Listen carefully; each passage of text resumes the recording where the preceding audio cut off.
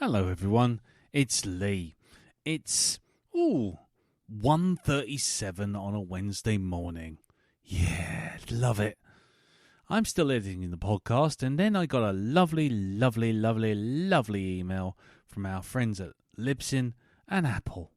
And basically, the gig's up as far as jingles are concerned. All of our jingles, all of our stuff, if it's third party and we don't own it and we don't have any rights to it at all, then no. The man at Apple says no. So, yeah. So I've had to roughly and rushed and panicked and fucking, Jib and Darren and Elton have long gone. They've gone to bed. They've off. They've gone. So here I am at silly o'clock in the morning, trying to cobble together some random old jingle from, hey, that old chestnut Kevin MacLeod over at incompetech.com. So, if the jingles sound weird, or just sound random, or just it doesn't make any sense, just know that I would have put in the usual old bollocks, but Tim Cook at Apple and Libsyn and everyone else just thinks that, we obviously owe someone somewhere 0.001 pence for the time that we used Magical Mystery Tour for one of our jingles. So, yeah, that's the end of that. So, sorry about that. I'll probably put up another comment about this on the Facebook group just to let everyone know. But just know that I haven't had a stroke and put on the wrong jingles and stuff. It's just the way it's going to be from here on in. Hopefully, doesn't ruin your enjoyment of the podcast. Obviously, just listening to the podcast ruins your enjoyment of the podcast. But, hopefully it doesn't detract from the general joy of the podcast that we usually have, if you enjoy it. If you don't, while you're listening to me. Anyway, on with the show.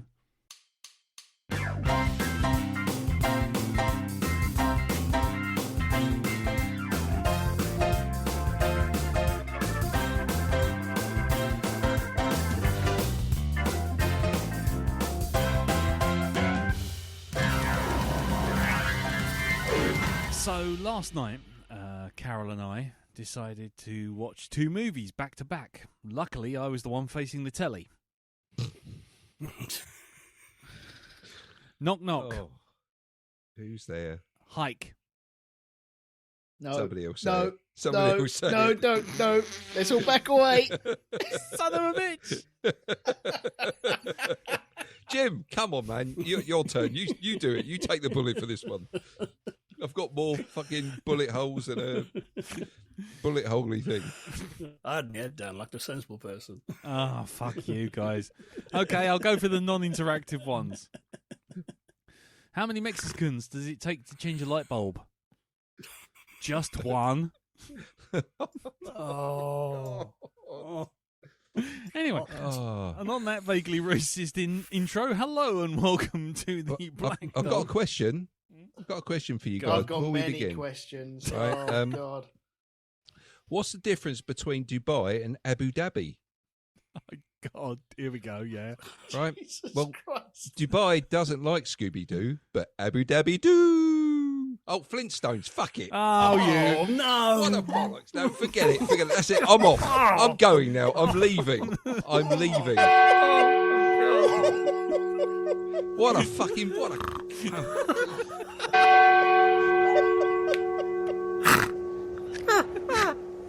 Oh, my God. You had one go. You had one job, Dal. The goal was open. That's the wheels off in record time and the complete vehicle utter on twat. fire down the road. It's all right. I've got rid of him. I don't know who that was that hijacked my... Go on, get out of it, you fucking fucker. God. Oh, man. It doesn't matter what I say now. I would have said Flintstones, right? Not Scooby-Doo. Right? Abba dabby doo. think you would have been closer with Hong Kong Free. It would have been closer if we just said the fucking Simpsons. I would have been closer if I'd just shut my face and just not said anything. That's it. I just should not have bothered. See, this sums up my evening completely. I'm now going to have some vodka. Stupid deaths, they're funny 'cause they're true. Woo! Stupid deaths. Hope next time it's not you. Yeah, listen to Darren die on the mic. Anyway, hello everyone.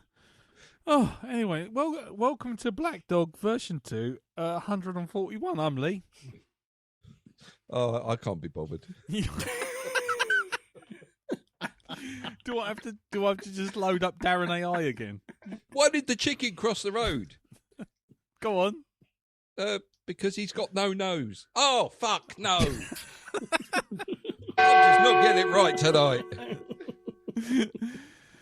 Oh, God.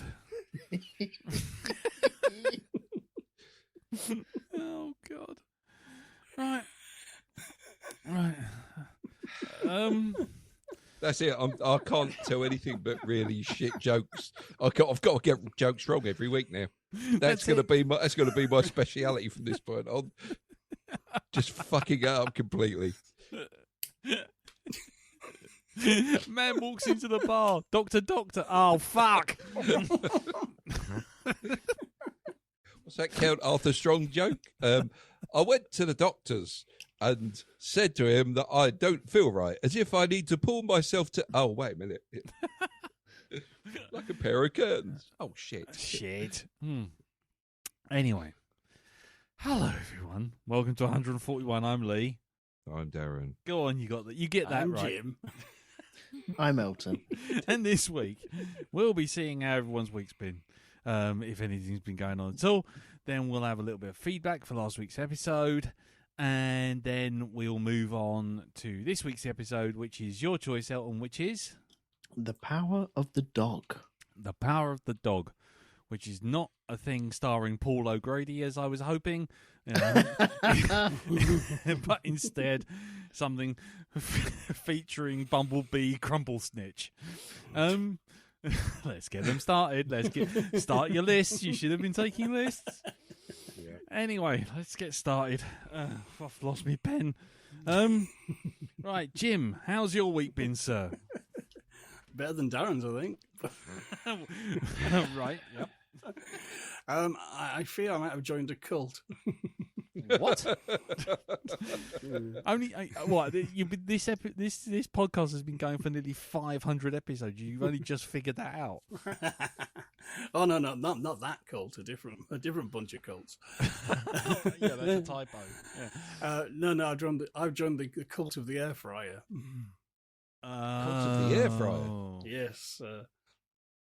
I've been hoping an about getting one. I was going, I'm not entirely convinced. I remember when microwaves came out and they were hailed as this wonder thing to replace ovens, and that didn't really pan out. But my dad, hey, old magic still there. You're not even thinking about it, and you get your jokes right. Fuck off. Just didn't pan out. Fuck. Jesus my Christ. dad had got one, like a basic one, from my brother-in-law who gets tons of free shit from Amazon to review. And he kind of liked it so much he actually, thought, right, he's upgrading, and as most people buy an air fryer do eventually, you can buy the dual tray Ninja. So you can do two things at once. He said, do you want this old one? I said, no, all right, go on then. The price is right now. And I have to say, I'm bloody impressed with the damn thing. Doing some of the best baked potatoes, did beautiful roast potatoes. I made the best homemade burgers I've ever made with it. Right. I even air fried a boiled egg. Now that was going a bit too far. Hang on. Back up the truck. If you air fry a boiled egg, surely you're not boiling the egg, you're air frying it. Yeah, but you can put an egg in an air fryer and do it in such a way you get a boiled egg or something very close to it out of the air fryer.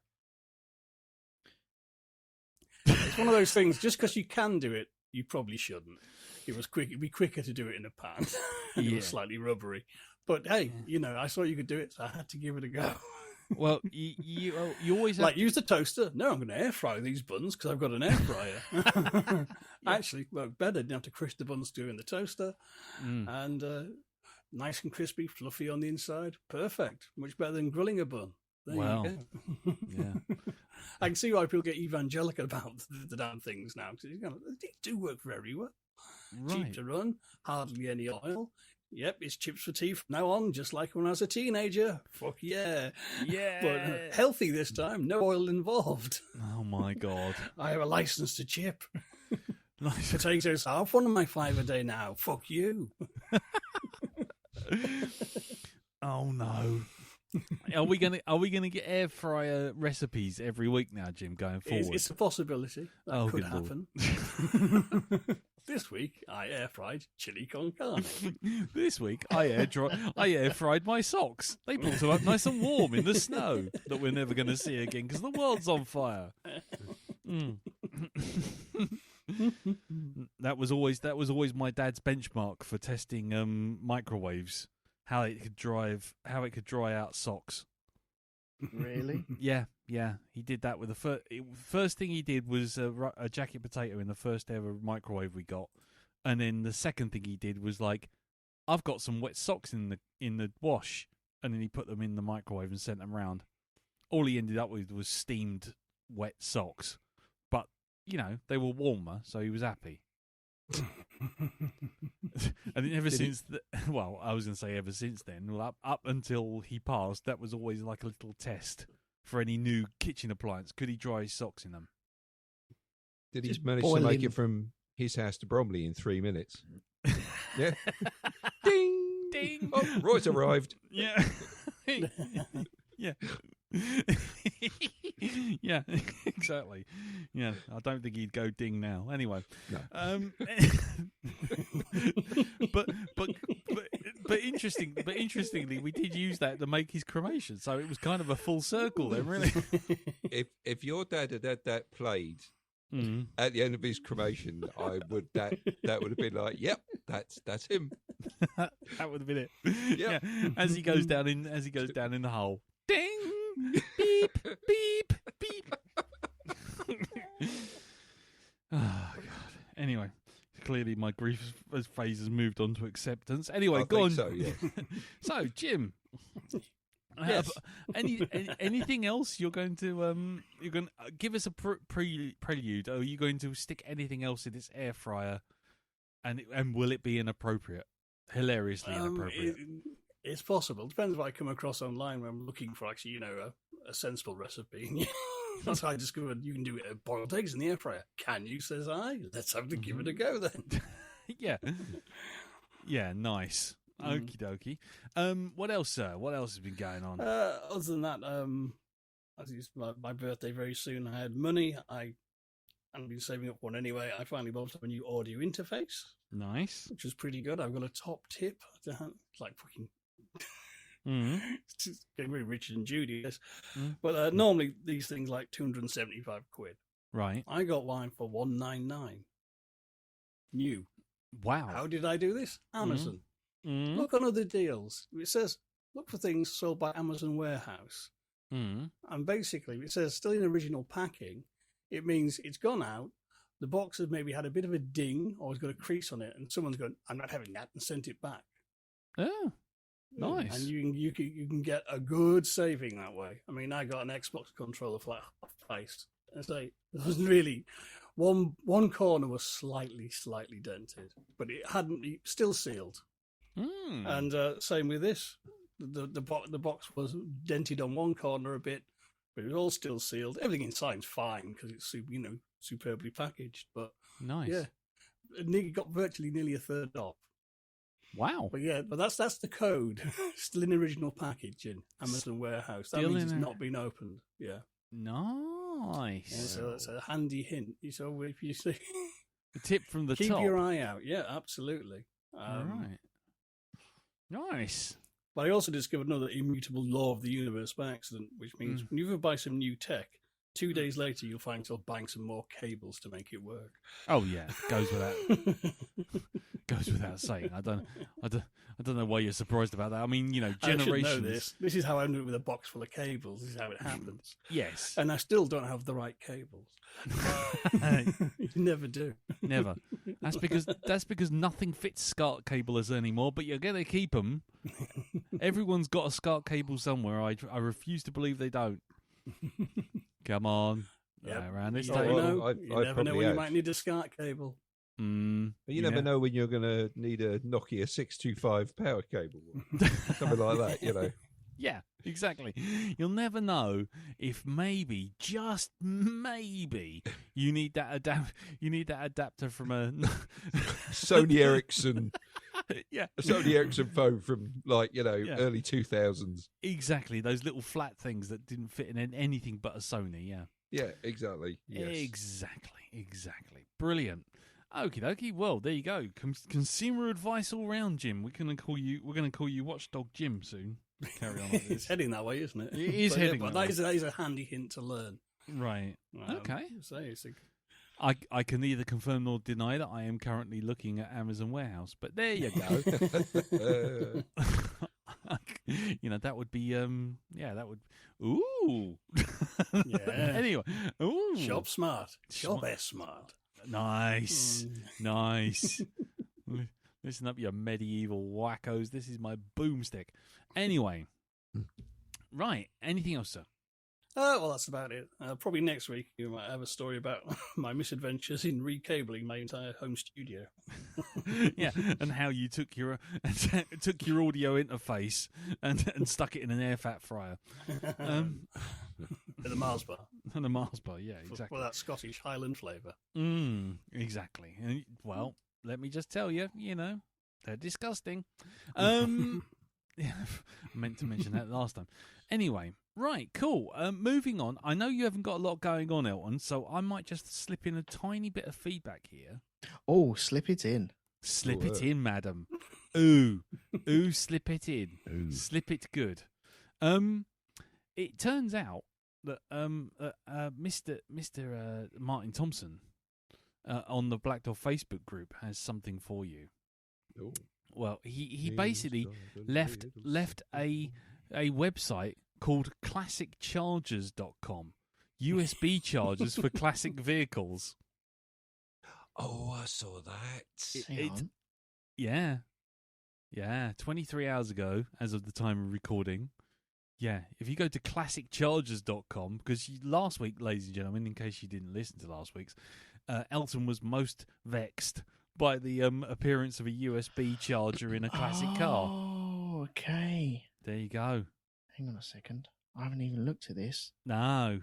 I So- thought he was trying to bum rush me and get my passwords. So I just left what? it. How would he get your passwords? By asking for a USB That's how they do charger? it. They like put links on stuff That's how and they you click get on ya. it and that's then they've got you in it. That's Right. how it works, isn't it, Darren? Yes, well, I said that's how they get you. Yeah. They first build their website from the ground up, all right, and they go around. They get loads of people in the field with classic cars, bring them all in, who are all in on it, and they take photographs and stuff like this, and deliberately build an actual USB charger system for a car, just so they can steal £2.50 out of an account you've got. There you go. I think it's a bit optimistic saying I got £2.50 in my account. But yeah. Okay. Well, these are quite swish, aren't they? They are quite swish. Are they what you were referring to before when you were talking about your USB chargers? Kind of, yeah. The ones that go into the cigarette holder. Yeah.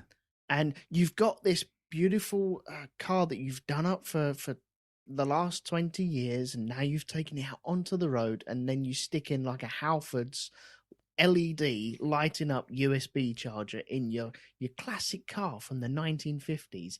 Utter bollocks. Nice. But these are all right, isn't it? Well, they look okay.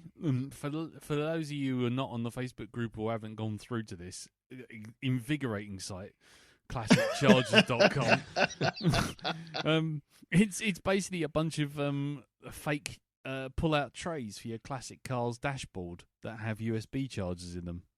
It's amazing. They do lots of styles. They do.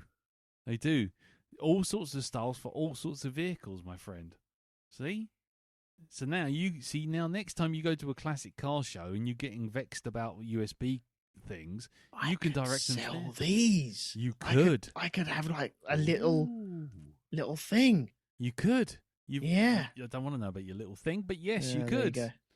You could. You could actually. Maybe you could franchise it out because this is American. Oh My no, sorry, it's God, Canadian.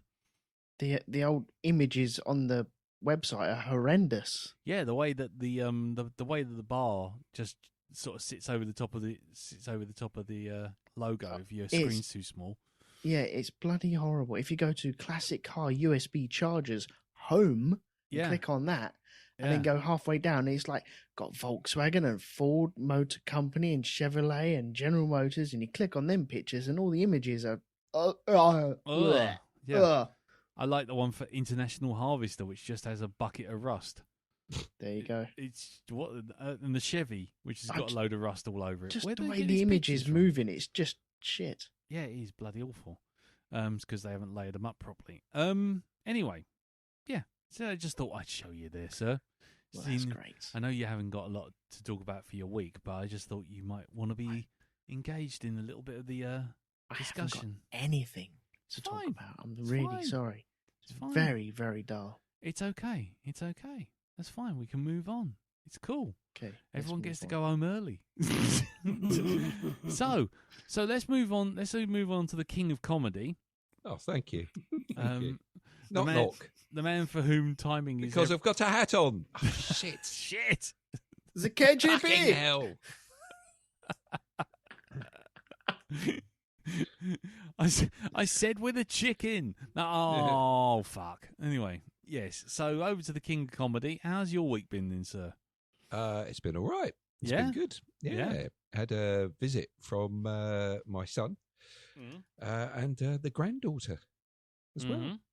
Came down, had a lovely weekend. Oh. They picked the wrong day, though, to come down because the weather went, you know what, we've been sunny or pretty decent up until this point. So Saturday, we're just going to rain. That's what we're going to do. Mm-hmm. So a lot of the plans that we had went straight out the freaking window. Nice. But it was still good to see them, to keep Johanna entertained. Of course, we had to put on her favourite kids' films. So I now know the entire back catalogue of the Winnie Alien? the Pooh. Oh, No, Winnie the Pooh. I'm well versed in Winnie Blood the and Pooh Honey? now. Blood Yeah. and honey, yeah. Especially Winnie the Pooh, Winnie the Pooh Tokyo Drift, Winnie Two Pooh. Winnie the Pooh, Yep. the Kanga Menace, Winnie the Indeed. Pooh, Attack of the Attack of the Eeyores. Indeed, Yeah. indeed. Mm. Yeah, you know, Pooh Man, Pooh Mania. I've that one as well. Electric Poogaloo. Yeah, Electric Poogaloo. So what you're saying is your entire weekend was shit. No, it actually wasn't. It was actually, it was all right. It was okay. It was filled with shit. As in, you know, from the Winnie the Pooh perspective. But no, it was lovely Yeah. to see her. I haven't seen her in a while. Right. So, yeah, it was good. She came down just before, was it her birthday? In a couple of weeks' time. Oh, nice. So there we go. You So should have that's good. warned me. I could have had Clive Dunn all lined up for you. Oh, thanks. Cheers, mate. That's all Cheers. right. That's all right. Just send me a bag of Werther's original. Yeah. That's Sweet king.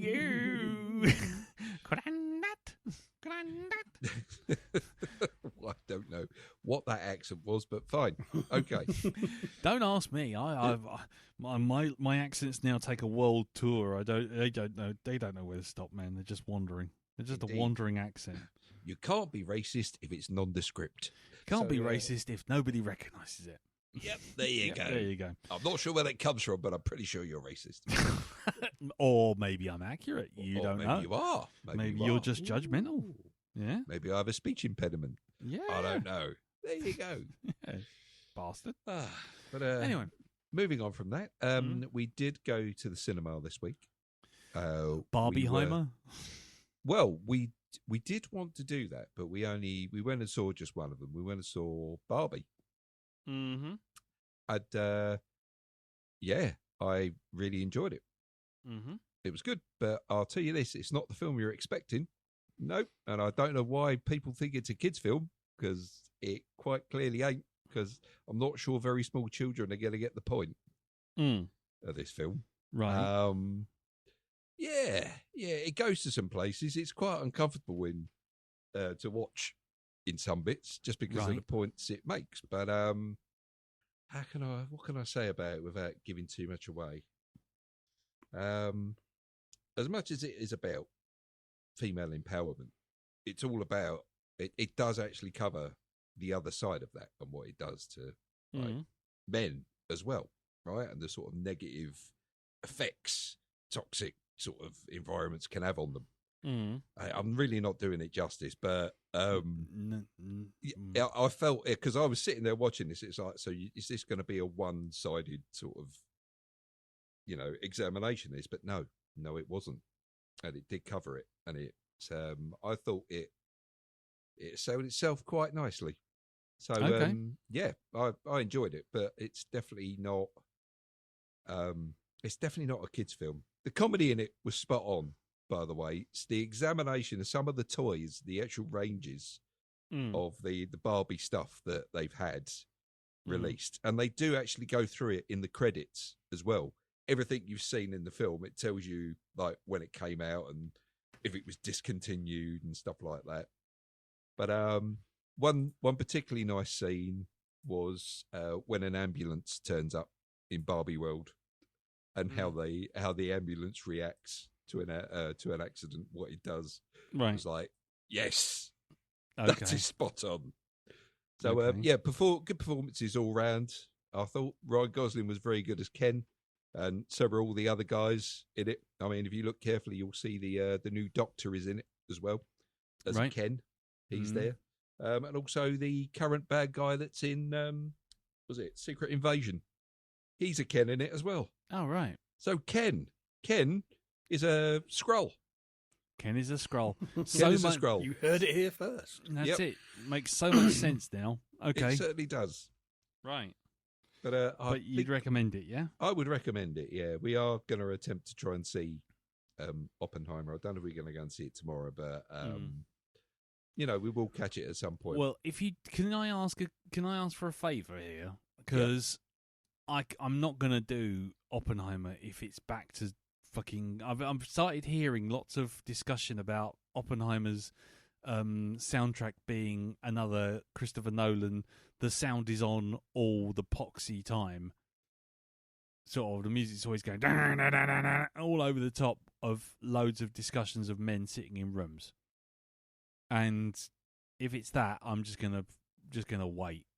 I don't know, mate. I mean, I know you don't. But I'm just saying we're looking at the time that this film's sort of like the actual running time of this. I mean, I've done 3-hour movies before, and I've not really had a problem with them. But I think you take it on a case by case basis, really. I'm not worried about the runtime. I'm just worried about the fact that I'll be deaf or not hear a fucking word that's being said. Yeah. And so apparently it's all everybody else's fault though if you don't hear it. It's not Christopher Nolan's or the sound guy's fault. No, he's mixed it perfectly. Yeah, he's mixed it perfectly for his own head. Yeah. So no, I was just going to say if anyone goes to see it, just let me know because I'm not paying a single dollar dime for going into another film just to be sort of shouted at by the audio track. It's just not me. I really don't see why I should. So, if someone could let me know or put it on the Facebook group or anything or send me a text, that's great. But yeah, if you go and see it, mate, give us a shout. I will do. Cool. But Barbie though, and I've got to say, when I sort of like trying to figure out which film to see first between those two, I thought, you know what, maybe go for the highbrow heavyweight one. Yeah, we'll go for the one about nuclear explosions and stuff. But after watching Barbie, I'm thinking, you know what? I think I've done this in the right order. because there's reports about it's being quite sad, Barbie, and I've got to say, yeah, I can see that because there's a lot of stuff in it. It's more like Barbie's reaction to the real world and stuff like that is quite. Yeah, it really brings her up short. So I would say maybe I've done this in the right order. Go for a cheer me up film. I go and watch Oppenheimer now. Yeah. Okay. Cool. Well, yeah, like I say, when you watch it, let us know. Sounds like watching Threads and then going to watch Downfall for a pick me up. Yeah. Or Watership Down and Threads. Which one are you going to watch first? When the wind blows. That's got to be the happy chase. Huh? That's a cartoon. Let's watch that one. Let's watch that one last. yeah, that one by that nice Fungus the Bogeyman artist. That'd be lovely. Oh, what's the one with Bright Eyes? That's a cheery song, isn't it? Yeah. Oh yeah. That's a cute film about rabbits. Yeah. Yeah. Oh, I need your bunny rabbits. Now I've watched Oppenheimer. I've got to just clean my head. I'm just going to watch the news. No, I should have watched the news and then gone and seen Oppenheimer. Yeah, that would have cheered me up. Cool. Okie dokie. Well, anything else, sir? Just finally got round to watching Kenneth Branagh's version of Hercule Poirot in Murder on the Orient Express. All right. Did you like his French accent or Belgian accent, which is a little overdone? I really liked his Hercule Poirot. I actually thought he was really good in the role, and I like the tale of Murder on the Orient Express because it's quite an unusual outcome for one of those sort of novels. I won't say what it is. There, of course, won't spoil it for anybody, but. Yeah, it's not. It's a case that really doesn't leave Hercule Poirot very happy at all by the end of it. No. So yeah, it's good. It's a nice dark little tale. And like I say, Kenneth Branagh's very good as Hercule Poirot. He's got a ridiculous moustache. It's a 2-layered moustache. Yeah. It folds out, has its own deck chair and lighting system. It does, yes. Mm-hmm. Yeah. Yep. But no, he's very good. I always liked David Suchet in the role of Poirot. He's like Jeremy Brett for me. It's like the definitive Hercule Poirot. But no, Kenneth Branagh really does give it a good old go. Well, there's also the Death on the Nile is also on Disney. Indeed, and that segues into Death on the Nile. So exactly. It's like that's the very next case he's going to straight afterwards. That's it, yeah. And what's the other one? There's another one coming out at the end in a couple of weeks. Isn't there a couple of weeks? Oh, fuck me. It could be Evil Under the Sun. That's another. I don't know. It's a seance one. Hold on a sec. I will find it. Man looks up thing on internet. There we go. What's the frequency, Kenneth Branagh? Right. Okay. Kenneth Branagh, Poirot. He's doing. The third Poirot is Seance in Venice or something like that. Haunting in Venice. That's it. Go. I know it's based on the Poirot novel Halloween Party. Yes, that's it. So yeah, Haunting in Venice. That's the next one, which should be out pretty soon. Cool. Right. Anything else? All good? No, not really. That's no? it. No, we're done. Apart from your Open University course for joke telling. Yes. Apart from that, that's that went swimmingly, as you can tell. Yep. Nice. Brilliant. Because as they say, timing is important. Nice. Brilliant. Well done. See, I think you fucked that joke up as well. I know, I think you did. Because I think... Oh, fuck off. Everyone's a critic.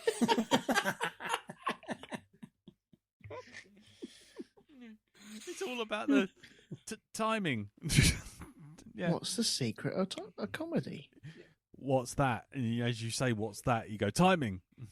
Yeah, there you go. Never mind. Moving on.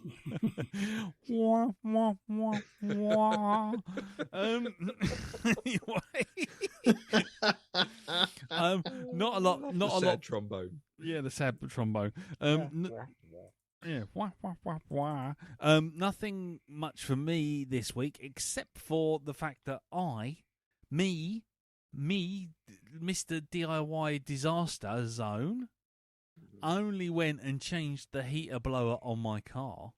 Oh, Yeah. I never saw any flashes in the south. That must mean you were successful. Well, actually, no. What happened was I needed to employ someone professional to help me, which is why my youngest daughter Lisa came along and did it.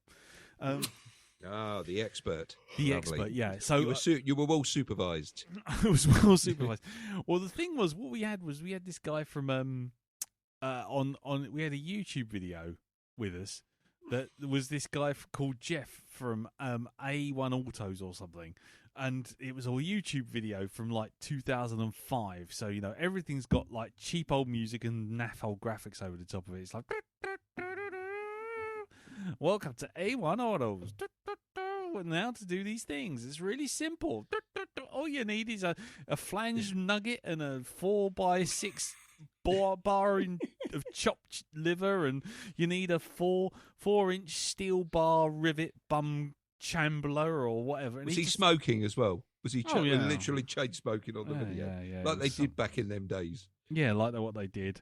Anyway, so I don't know if it was A1 or it might have been something else. But anyway, he's going on, and so he says, "Oh, first you do this and you do that," and we're all like, "Yep, follow along. Yep, going well." And he says, "Oh, what you need to do is you need to change this thing by unscrewing these bolts."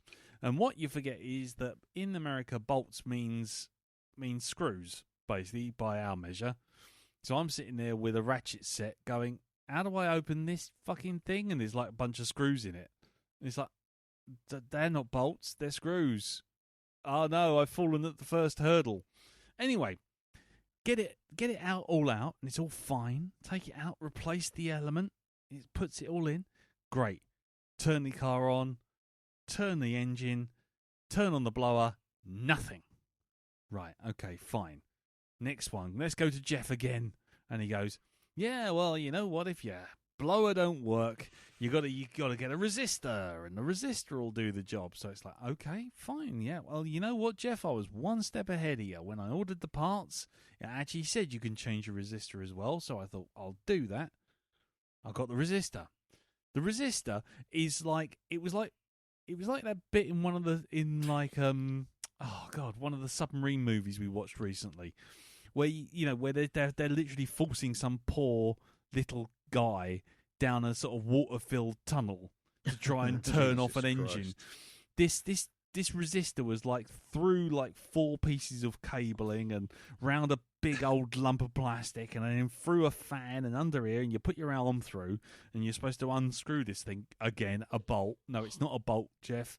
It's a fucking screw. It's got a Phillips screw head on the top of it. It's a screw. It's not a bolt, Jeff. Anyway, and so I couldn't get my hand in there. Jeff. Fuck you, Jeff. Fuck you, Jeff. And so I ended up getting Lisa, who's got the smaller hands, to sort of put her arm through, and she's trying to unscrew this thing. I felt while the engine's running. Yeah, I was going to say, she's chugging away. Are you calling her lefty now? Is that that's all I want to know. Yeah, the cabin's filling with carbon monoxide, and I'm just sending her in there.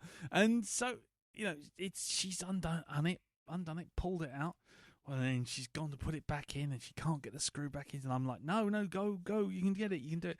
And I'm reached around to myself to try and help her by holding one of the flanges up or whatever, some piece of carpet. I don't fucking know. Flange. I don't know what it is. Flange. And then we it's something dangerously niche to me, it's definitely sounding dangerously niche. Anyway, so then she finally gets the resistor in, and we plug that all in, turn the engine, nothing.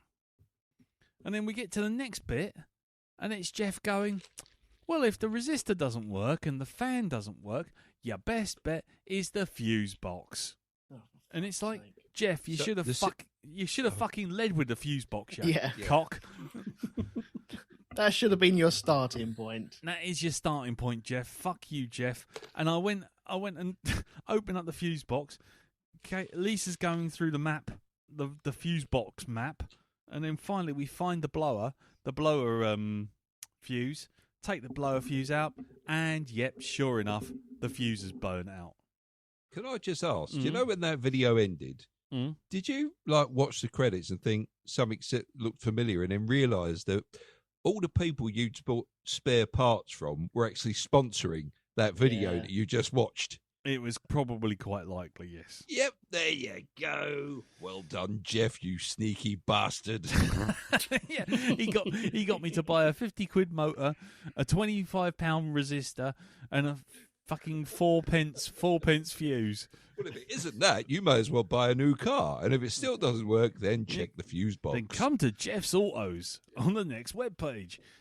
So it's like, oh, for fuck's sake. Anyway, got the fuses. They've turned up today. Put the fuse in the car. Lovely. Then all of a sudden I'm walking home. Carol calls me up. Car won't start. Oh, like, no. It won't even turn over. And it's like, what? No. What have I done? Did you send her to a YouTube clip and go, right, start here? Go speak to Jeff. And it turns out, well, basically, we don't know what the problem was. But basically, I'm sitting there, I'm walking up the road, and Lisa's now sending me texts with pictures of the fuse box, because I'm going, send me a fuse box. Has something happened with the fuse box? Look at the fuse box, and the new fuse is in the right place, and I just went, turn the fuses from one to the other, so swapped them over, car works. Fuck knows what happened, don't know what happened at all, and it's just like, fuck you, Jeff, you sold me a 4p fuse, didn't fucking work. You got me to buy a 50 quid motor that I didn't need, and a 19 quid resistor that I didn't need. Think of it like this. There's a reason why the fuse blew. So that might be down to that fan motor blowing anyway. Right. They don't blow just for fun. Dangerous niche again. Yeah, I was going to say, hold on. Lee. Yeah? I've just looked this bloke up on Wikipedia. Right. Apparently he works with some bloke called Adam Reed. Oh, no, Adam Reed. Motherfucker. Anyway, yeah. Adam Reed. So, so anyway, it was working as Carol had to go off to a babysitting thing. She had to go babysit some friend's kid. So it was like, she's going, I've got 8 minutes. The car's not working. I've got to be in this house in 8 minutes. I'm like, oh, fucking hell. And I'm like on the phone to Lisa. Turn the switch the fuses over. It was like being C-3PO as the trash compactor was crushing the heroes. Like, turn them all off. Switch them around. All of them. So, yeah, the car works. Though, if the podcast doesn't go out by Wednesday, just know that Carol's probably called me up to tell me that the car doesn't work again. In which case, might get cut short. Anyway, so there you go. So that was my week. You or the podcast? Both. Well, if I go, the podcast is gone. You know that for a fact, don't you? Oh yeah. If I die, if I'm killed by my very angry wife running me over with a car that doesn't have any fuses in it, you know it's all over. The podcast is over. But anyway, yes. So there you go. That was my week essentially. I'm sure we did something else. I can't remember. But let's just take it as like a nice, quick, how's your week? And by quick, I mean it was 40 minutes. Anyway, hey, so on the podcast Facebook group, let's just check and see if there was any feedback. Last week we did Day the Earth Caught Fire. And Chris Johnson sent us a bit of feedback, one of which is a bit of a spoiler for later. But one thing he did supply us with was this. Put your helmet on. We'll be reaching speeds of 3. Yes! That little comment I brought up last week about all the mad science, I now have it as a jingle. We can use it for piss poor science anywhere. Put your helmet on. We'll be reaching speeds of 3. Nice. So I shall keep that. I'm keeping that. That's brilliant. Thank you, Chris, and also thank you, Chris, for a little bit later on, as other people have will find out. So there isn't anything else, I don't think. I will just double check to see if there's any other pieces of feedback, because I'm that prepared. Me, that's what I'm all about, being prepared. Because I'm prepared, honest, Gov, prepared. I'm still clicking, honestly. Yeah. I'll be honest with you. Oh, I tell you what. Yeah, the one thing I was going to say was Jeffrey Mark Hyman brought up was that Martin Thompson's put up another Black Dog Without Context on the Facebook group, facebook.com/group/the Black Dog Podcast, with a load of pictures. And Jeffrey Mark Hyman has literally said what I was thinking for a while. He said it's incredible how Martin manages to portray accurately the joyful madness of the podcast in a few images.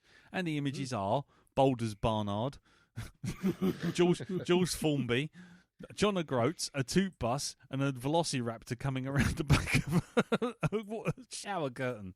So there you go. And if you want that kind of quality Facebook interaction, you know where to go. That was the other thing I was going to say.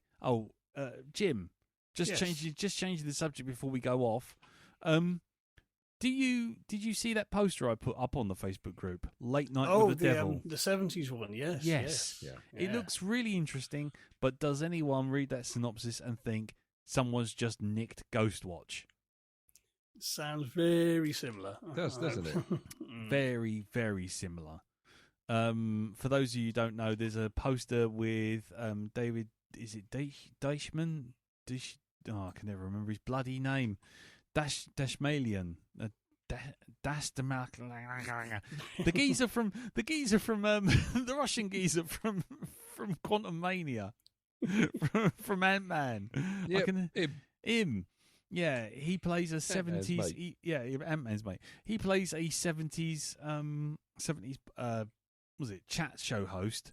Yeah, who's called Michael Markinson. Michael Markinson, yeah. Michael Markinson, yeah. Yeah. And he for his Halloween episode in 1970s, one of his last live transmissions, they have a psychiatrist and a girl who survived a suicidal satanic cult, who may be sort of slightly mentally disturbed by the experience, and you get the recordings of the show that went out live that night, as a sort of found footage thing, and it sounds really interesting. No idea when it's going to be at the cinema, but I put that up and I suddenly thought, Jim, you'd have some thoughts on. I really like the look of that poster. That is just the design work is actually just spot on for the period. Isn't it?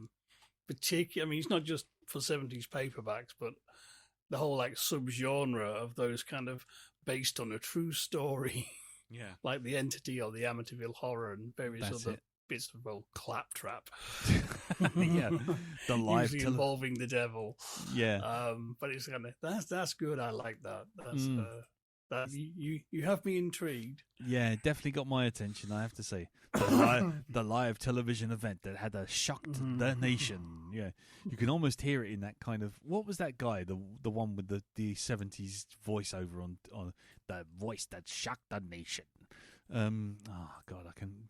Del LaFontaine or something, is it? Something like that. Yeah. Anyway, doesn't matter. Anyway, just a little distraction because nature abhors a vacuum, and we can't just finish How's Your Week in under 50 minutes. So there you go. God forbid. God forbid. God forbid everyone goes home early. Anyway, let's wrap this up. Do go and check out the Facebook group, and if anyone does have any feedback, they can send it in to us at feedback@blackdogpodcast.com. Right, so let's just get ready, roll the jingle, and head on out to the prairie to find the power of the dog, which does not involve what's her name, Mary Woodhouse. What's her name? What? Who's Mary Woodhouse? Who's Barbara that? Woodhouse. Barbara Woodhouse. There you go. Oh God, it's catchy. Mary was her sister. No, You're ran a thinking betting of Mary shop in Whitehouse. Mary Whitehouse and Barbara Woodhouse. Oh, maybe that's them after a transporter accident. Oh my God. There you go. There you go. Mary Woodhouse. Yeah, it was a very niche 70s joke, and it's kind of fallen flat. And the longer I spend explaining it, the worse it gets. Yep. Like you say, the key to good comedy is roll the jingle. Hello, Lee from the future once again to interject and tell you about the fun police once again removing our jingles. Or at least wagging their finger with a legal thing attached to it, removing our jingles, or telling us we can't have them, unless we have some kind of connection to third-party ownership, or at least licensing. So, once again, thanks to Incompetech for this thing. Kevin MacLeod, the saviour of internet podcasts.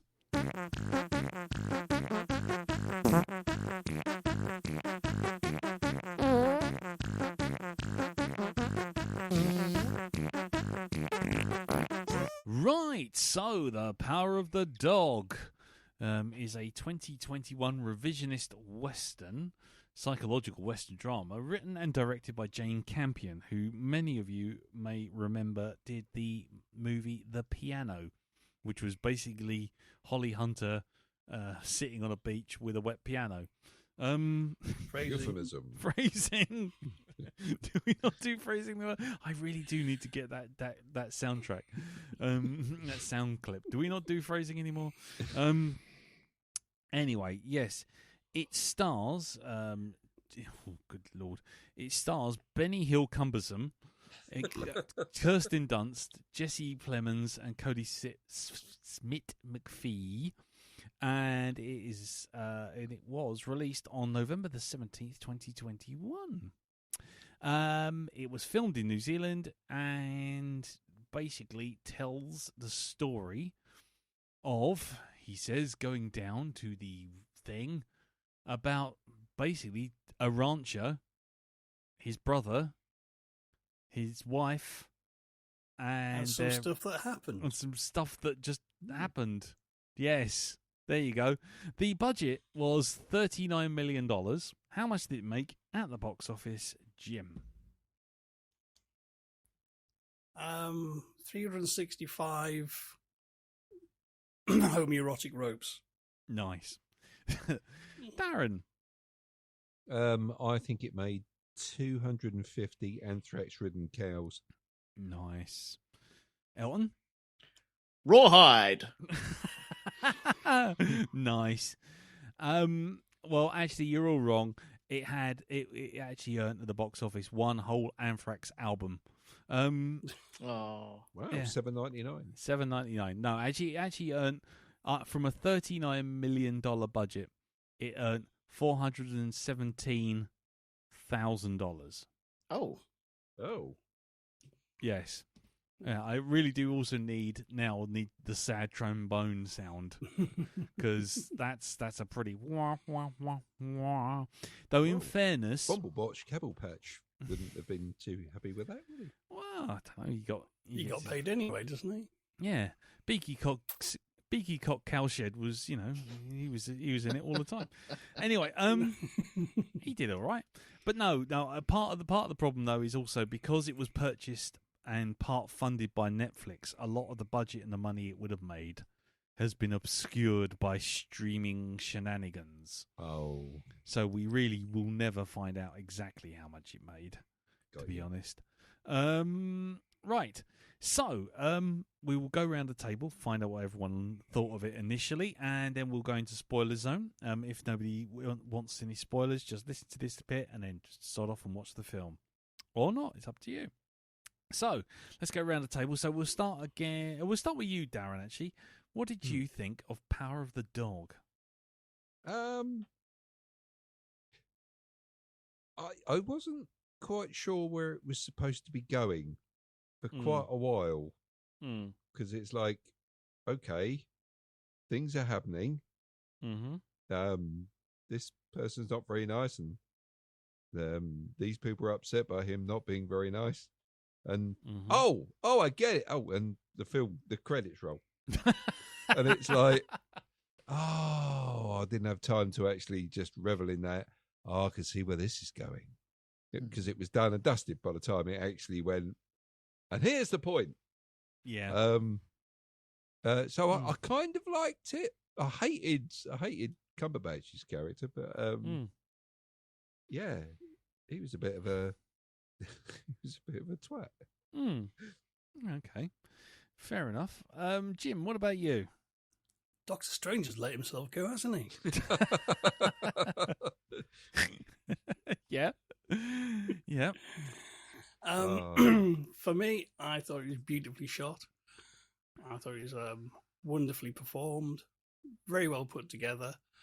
But I'm afraid, Red Pen, come and see me. I think you flunked basic storytelling here, Jane. Okie dokie. For me, I've got to go along with that. Actually, I thought the acting was good. I thought Bannister Crumble-Bench was pretty good.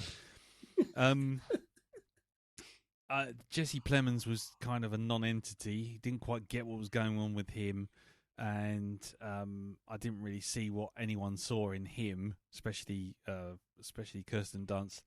And then, like I say, the film was, I think you could have charitably called it a tone poem of a movie if it had been an hour and a half long.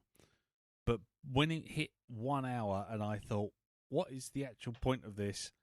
And then we were still going on staring at mountains and having longing looks between people who we had not really been introduced to and didn't even know the names of in some cases. I was just like, what's actually happening? What's going on? And then all of a sudden it just goes da da da da da. Hey, roll credits.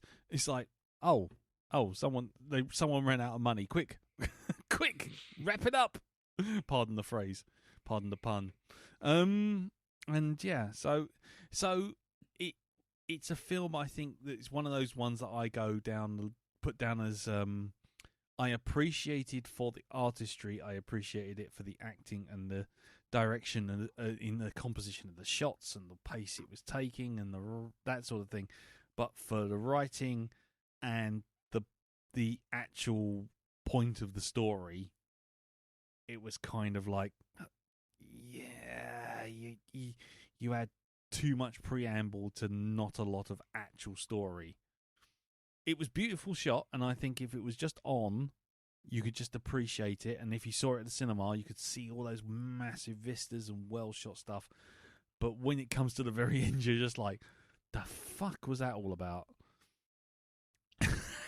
and it wraps up in 5 minutes, and it's like I've done nearly 180 minutes to get to 20 minutes to get to 2 minutes of actual plot and wrap up, and it's like, what the fuck? Anyway, so yeah, but anyway, over to you, Owen. Wow. Okay. Well, I flipping love this. I absolutely adore it. I think it rumbles on a superb pace where it doesn't deviate. There are no lulls for me. It just keeps on chugging up until the very end. And I think it does help with a second watch, because now you know where it's going. You can look for what was in the very beginning. And it really does help. But the first time I watched it, I was just taken aback by it. I think the scenery, it looked amazing. Everyone is top notch all the way through it. You got a soundtrack by what's his name? Oh, Johnny Greenwood as well. Yep. Which, standing alone, if you try and listen to the soundtrack on its own, it's just bonkers. It's just rubbish. But you put it in the context of the film, it fits superbly. But I absolutely adore this. I think it's got everything that I really wanted. I think Nice. that the story, you've got many stories being told there. You got the George Burbank and the Rose story coming along with her son as well, and what the hell is going to go on with them, whether she's going to end up topping herself or not. Yeah. Then you have the Phil Burbank with his story and where he came from and where he's going to as well, and then his relationship with Peter, and it's just I think there's so much to conjure there. Mm. And I just thought it was absolutely superb. Right. I flipping love it. Cool. Oh well, this is going to be an interesting conversation then, I think, because I can see what you're saying. I definitely can. I just think it's glacial pace for the first time watch. But we will get into that in a minute because we can't do that without talking about spoilers. So, ladies and gentlemen, if you're still listening and you don't know by now, we're going to be doing spoilers. Spoilers. So, Put your helmet on. We'll be reaching speeds of 3. So there you go. That's it. I knew I'd get that fucking jingle in. I love that jingle. I love that Speeds of 3 jingle. That should be your text. That will. thing. That will actually. I will offload that straight onto my phone as soon as we finish recording. So yeah, here we go. Spoilers, ladies and gentlemen. Let's spoilers. You've heard our opinions, but we're going to talk about it a little bit more now. So let's start at the beginning. Let's start at the beginning, and anybody wants to jump in because otherwise it's just going to be me describing the film. Because the part of the problem I had with the film, and everyone else, please just do jump in. Otherwise, it's just going to be me talking. The problem I have is that the film starts at a really odd point because there's Jesse Plemons is a character whose name I'll have to look up again. Hold on a sec. George Burbank. George, yeah. So there's George, and then there's Phil, and they're riding along, and one's sort of like a try hard dandy, shall we say? He's all prim and proper and sort of George Reeves style cowboy type thing. He's all in sort of like very clean gear and very white hat and that kind of thing.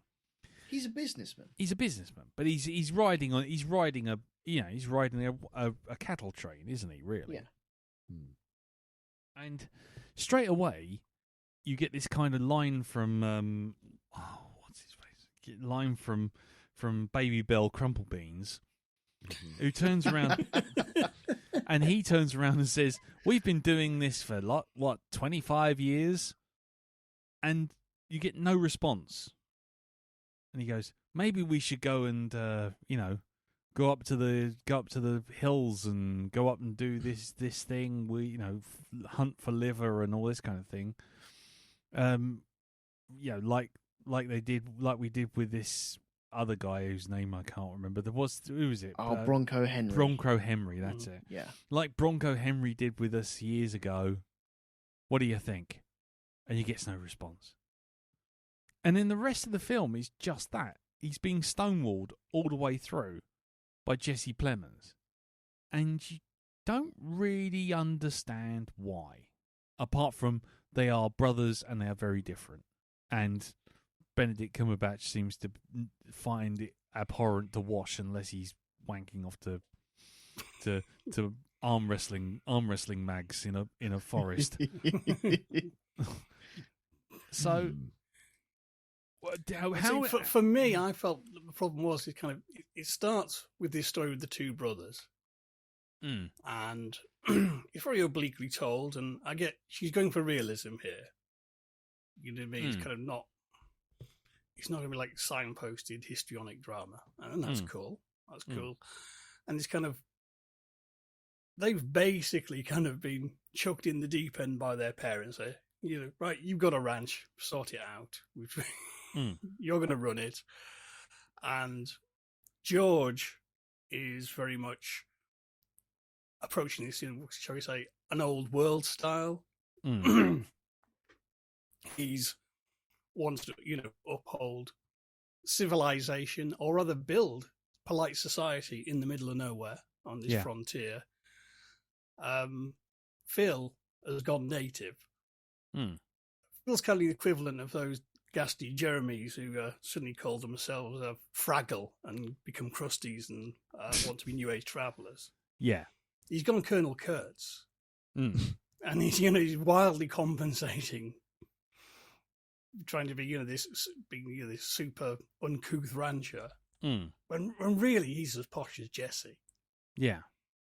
And I found that very, very fascinating because it actually gave me an insight into the reality of the West. Yeah. And because they're two brothers, it's there's that thing about when you're finally an adult, at some point you have a realization, not only in your 40s, where you realize that everyone is still kids who are just winging it and pretending and hoping no one's going to call them out that they're just overgrown children and they don't know what the fuck they're doing. Yeah. And in this sort of Western town, it's he's trying to, build polite society as he remembers, but it's not working because it's all new. There's not enough there for polite society yet. Yeah. And it is so he's like play acting being his parents, and Phil's play acting being Bronco Henry. And that's all really interesting. But then Jesse Plemons disappears and doesn't come back really for most of the film. And that story's left. Yeah. And then we have Kirsten Dunst is on the lash. And then she's playing the piano. And then someone said to Jane Campion, Jane, you've done this piano shit before. And she goes, oh, Christ, what are we going to do? Oh, no, Brokeback Mountain. Yep. Brokeback Psychopath. Dueling banjo into it. There we go. And it's it frustrated me because there's so much going on in this movie. But it doesn't. Things are just left. And it just does. After about the first act, he disappears. He turns up for a couple of scenes, and he's out of it. And then later on in the third act, Dunst disappears entirely. It's just Peter and Phil. Yeah. And it's all these things just left sort of flapping, and it's I appreciate a slow burn movie, but I felt this was it's all right, the cartoon of the big fuse going along. Oh, it's going to a big keg, powder keg, and then suddenly it veers away. Oh, it's not going to that powder keg. Okay, radical. It goes past another one. Oh, it's not going there either. Where is it going? Oh, it's gone off screen. Is it a distant crump? No, someone told me it exploded. The end. They did something else like that. When he came back and told Phil, old Bing Bong Crabapple, about the fact that he'd said something to the woman about her son. And it's like, I'm sitting there, I had to rewind it to make sure that I'd not missed it. I thought, did I nod off for a second? Because there's nothing he says, no insult he says about her son that matches what he kind of relates back to him. About him, he needs to be more human. So I don't remember that fucking conversation. And it wasn't. There was nothing there. There's no point where they would have had that conversation either that I can see. Yeah. Yeah, I mean, I know it was all getting... Because I think that's the problem. It's kind of one of these films which... And, feel free to step in, Elton, because I know you really like it. Because obviously, if you got got something you want to sort of refute, by all means go for it. Oh, don't worry, I will. I'm just listening at the moment. I'm just no, it's cool because I'm happy to be proved wrong for whatever reason, But it's like when you see Baby Bell Crumplebeans in the restaurant and he starts doing the stuff with the flour. And then he sets it on fire and all this kind of thing. It gets tenser and tenser and tenser, and you think, "Oh, here we go. It's all gonna kick off. Something's gonna happen." And the film plays with the idea of tension and portraying Phil, Bandicoot Crumplezone as kind of like this sort of like ball of toxic masculinity, and then sort of by the end it kind of produces this kind of like it's all a defense, it's all a smokescreen because he doesn't want to admit to himself that sitting there knocking one out to Jim Athletic is, he doesn't want to admit that part of himself. Yeah, so very closeted, isn't he? Yeah. But Yeah. it's shown in that. I think it's so shown in the restaurant scene where they sat down and he's looking at the flowers and he's seen that Peter has made these flowers and he looks at them. I think he really does appreciate them in the very first scene, but he doesn't want to admit this, so he has to be over the top and alpha male with everything. He's able to hold court. He gets everyone laughing. He's the alpha male of that lot, and he doesn't want. He's so closeted that he doesn't want to let this out, because if that gets out, then he's gonna either get turned over or cast out or just not be respected. And so, in that very first scene, he sits down and goes, "Oh, these are very pretty," and he's actually thinking, no, these are bloody good. These are really good. The way that he's just, excuse the phrasing, fingering it ever so softly. Who's doing the blowing? Oh, But God. he's Someone had the big book of Freud out there, very clearly. yeah. He's appreciating them. He's checking them out. He's just all over them, and I think he really does appreciate them. But because this alpha male has to step in and go, let's burn them. Let's burn them. That'll show them how manly I am. Yeah. There's also a class thing as well, though, as well as that sort of masculinity. But it's like kind of, I'm a rancher. I've got time for pretty flowers. Mm-hmm.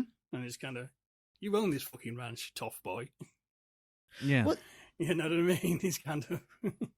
The old class thing runs all the way through it, especially when they invite him to dinner with what the mayor, I think it is, and their parents. It's the governor and the parents. Oh, the governor, that's right, yeah. And like, well,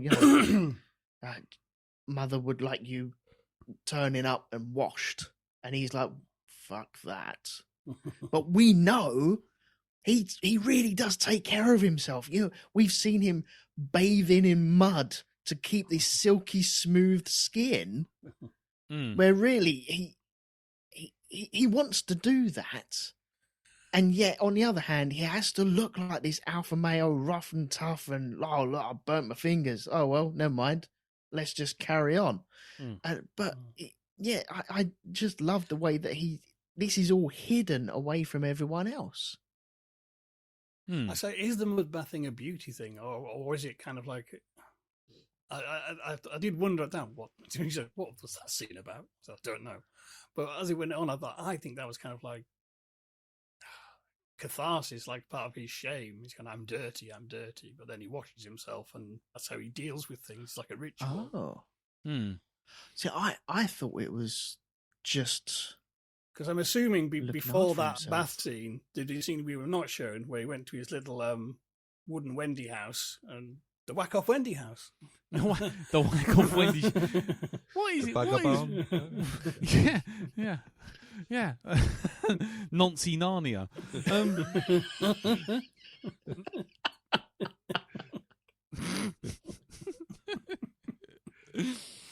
What is it with us getting films that end up with like grown men knocking one out in secret? What is that? Are we... Just to let you know, the range, the wanking shed, and everything can all be found at B&Q. Wanking shed, Nancy Narnia sold separately. It's just masturbation and outhouse building type thing. Oh, Put them Mr. together. Tumnus, what are you doing here? Mr. Tumnus? Mr. Tumnus? Can I borrow your scarf? Yeah.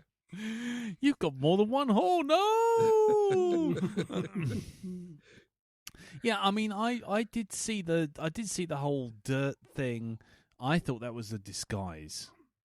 I mean, when you see him, because he dives in the water, and he kind of comes up all clean and all that kind of stuff, and just sort of floats around, and the whole area is secret.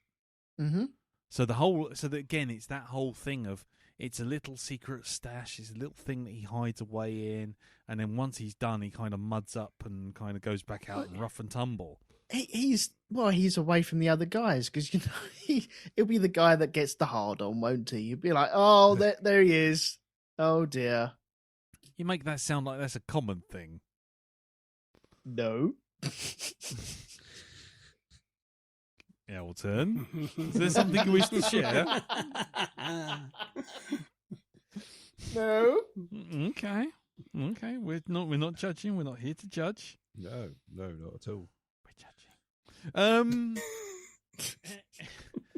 Anyway, so yeah, the thing I got all the symbolism. I got it all. I think the problem I have with this film isn't the symbolism. It isn't the way it's shot. I just think it's that pace. That pace is so glacial that literally nothing actually starts to happen properly till exactly halfway through. Once Jesse Plemons marries Rose and brings her to the house. So by halfway through, we've done an hour of not an awful lot. Or am I wrong? I think there's a lot of build up there. You're showing the relationship between the brothers. One's like the salesman who's rejected by all the other ranchers. The other one is the main rancher that is accepted by everyone, and everyone either looks up or I don't know if they love him or what, but he's the main man that everyone gets behind. The way that George comes in and says, right, okay, Grub's up. And he's like, well, no, we haven't had our drink yet. And then all he has to do is whistle and everyone goes, right, Grub's up, let's all go. There's such command there. And you have got this sibling rivalry between the brothers. And then you bring Rose into the equation, and Phil doesn't like where she's from. She's a suicide widow, and so that has connotations that he doesn't like. And I think that he sees like he's being replaced by Rose. Then you have that confrontation between them two as well. It's all butting heads all the way through. Darren, you got anything to add to this, mate? Sorry, I'm sitting here trying to think of another name. Balaclava Chumbawamba, try that. Exactly, yeah. Dig-a-ditch Fumble Oven. Bank account catamaran. Bamba Cascoin. Oh, good lord. Oh, man, that was reaching, that wasn't it? Try Bacon Ace Chipstick. Scooby-Dooby-Doo? Oh, no. Oh, fuck. Yabba dabba don't. Let's not go back to that, eh? Thanks for that, Lee. That's triggering. Thanks. Cheers, mate. I was just getting over that. Anyway, you were talking about Bengal Chocolate Factory. Oh, man. Sorry? Yeah. So, Bandersnatch car park. Yeah. I think no, it's gone. It's gone. My thoughts on this is gone. But I'm inclined to agree with you. The actual pace was very, very slow. Very slow. And I think it says something about a film where one line from a character suddenly makes you go, oh, I get it. So, right. Oh, that's what happened. That's how things have gone awry. And that's when, it comes to the point where they're at the funeral. And he says, well, it's like the man touched anthrax. And it's like, oh, right. Yes, of course, the cow. Yeah, there you go. Oi. Okay, can I ask then, with Phil, yeah, do we think he was looking after Peter or saw himself in Peter or wanted a bit of Peter? I'll tell you what I think where that's concerned. I honestly believe, and that if you'd said to me, he's standing there thinking he's the reincarnation of the guy that taught him how to be a rancher, then I would say, yeah, that's who it is. That's what he thinks. He thinks this is like it. He holds him in the same sort of reverence as he's the Messiah. I'm not the Messiah. You are the Messiah. Lord. So I should know. I've followed a few. So you think Phil thinks Peter is the new Bronco Henry? Yeah, and I think that is only because Peter has been stood there listening to everything that Benedict Cumberbatch's character, Bubba Sparks, Campbell Wick Green, Bubba Sparks, Campbell Wick Green. There you go. That's the best you're going to get from me. Bumper car cleaning product. Yeah. Bumble Skilt Skin. I don't know. Fucking hell. This is it. No. Keep going. Keep going. I've not had enough biscuits for this. So you think Phil thinks Peter is the next coming of Bronco Henry? Where I think he's the I think he thinks he's the reincarnation or the embodiment of his spirit, because he's exactly the same age that Benedict Cumberbatch was Phil was when he met Bronco Doodah. Don't you mean Beatnik Chunky Soup? Beatnik Chunky, yes, okay. Yeah. Sorry, man. Go on, carry on. That's all right. So, bubble hat clam chowder. Yeah, I reckon that's what I think. That's the way I started seeing it. He was, because you see him go, look what he's doing. He's doing exactly. He's like taken aback by how easy he's picking things up. Oh, you're talking about Peter. Peter. This is why he's enthralled by the boy, and the boy is getting him on side by pretending to care more about what he says than his mum. And slowly drawing him in until he gets close enough to strike. And he does. And it's like he's setting all this up. So what's to say that the boy didn't go and find the Native Americans nearby and tell them to come and pick up the actual skins, so that by the time they got back there, he'd have nothing to use, and he would have to use the anthrax-ridden skins that the boy had picked up, Peter. Knowing that the mum would want to do over Phil with getting rid of the hides. Indeed. Okay. So there is that. I mean, there's a lot of stuff that obviously went on, because I'm only making this conjecture because of the fact of that little bit of conversation that was never actually on screen about how a boy should loosen up and become more human. But he didn't say any of that. Nothing like that at all. Well, that comes back to the bigger problem. The bigger problem with the movie is a lot of the stuff that's actually important to the film happens off screen, and so was it cut out? That's the thing as well. Was that a cut scene? Would you cut something out after doing 2.5 hours to get to a 5-minute denouement? I mean, seriously? I mean, if you're gonna sit there and cut stuff out, maybe extend the death sequence, make that more impactful. I mean, I don't know. Anyway, sorry. I was going to go on. Stop. Yeah. Go on, see, I must see old Bumblebee Kumquat face sees himself in Peter. Because he's kind of probably a weird comparison. But there's the famous ghost story of Turn of the Screw. In which there's two rich children whose parents are elsewhere, and the governess is brought to look after them, and it becomes apparent that the previous governess was dallying with this one of the servants, Peter Quint, and Peter Quint had an unwholesome influence on the children, and he's kind of effectively haunting them now, and has corrupted them. And there was kind of definite echoes of that in that kind of the ghost of Bronco Henry's haunting Cumberbatch. And Yeah. Suddenly down the line, he sort of finds himself in a position where the roles are reversed and history's going to repeat itself. Yeah. And it's his chance for catharsis, I think.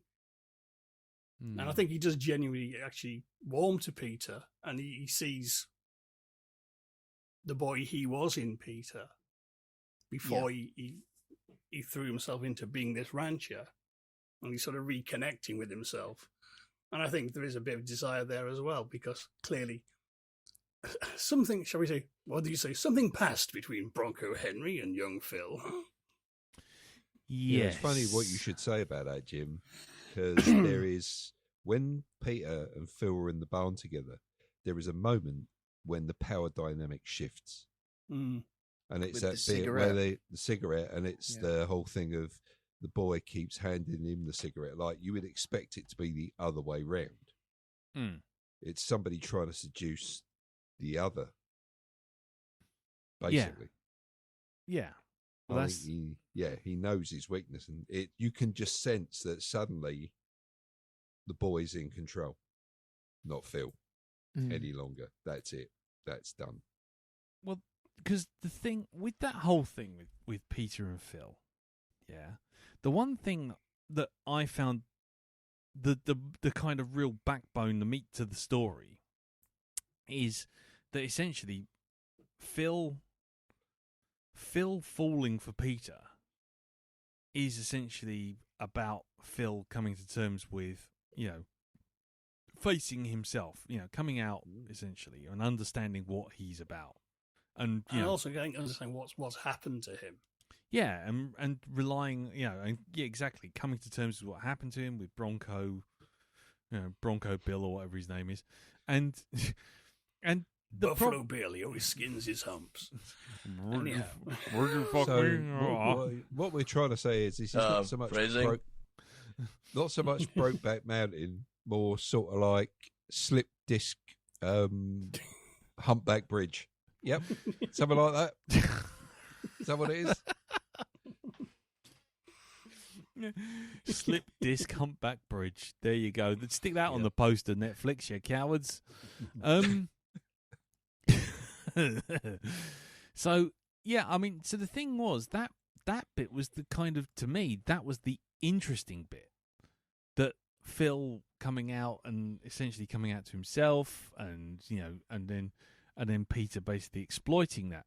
The problem is that was done in such a wickedly fast turnaround compared to the rest of the sort of like geological era pacing, that I was just kind of like, oh, right, okay. And I would have liked to have seen more of that. Once Phil sort of turns around and says, I think we got off on the wrong foot. Yeah. It's like, okay, fine. And now you see the sort of start of, shall we say, for whatever reason you want to, whatever way you want to phrase it, but let's just say, Phil's awakening. Phil McCavity. Yeah, I know. Yeah. Jesus Christ. Hold on. Phrasing. Yeah. And This is Bender. No. no. Naughty, Darren. And the thing is that what you don't get to see, and what really kind of undermines the whole thing, is you don't get to see quite so much of Phil's bullying of Peter to start with. You're just told that it happens. And that, to me, is the kind of the weak link in the chain. Because Peter gets, for the first half of the movie, Peter gets basically a little bit of bullying at the very beginning that you don't really see. He walks in, says flowers, people mock him, he walks out, that's it. Then he gets shunted off to college. He's gone from college, for the first 45, 50 minutes of the film. He then rocks up. He tries to steer around everyone.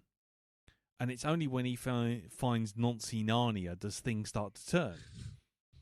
So once he finds Nancy Narnia, you think, okay, fine. Now we've got the start of the relationship. But the problem is we're supposed to expect, we're sort of as the audience, are supposed to accept that there has been a whole, campaign of bullying by Phil that we just didn't see, and that Peter has had this kind of anthrax revenge thing on his mind, or at least some kind of revenge on his mind, since he gets home and finds his mum sort of basically having, quote unquote, a headache with a bottle of Jack Daniels under her pillow. Mm-hmm. See, I don't think the revenge is just because of the bullying. I think a lot of it is because of his mother as well. The way that his mother has been treated, the way that everyone looks down on his mother as well, and he wants to give his mum a fresh start, which he ends up giving her.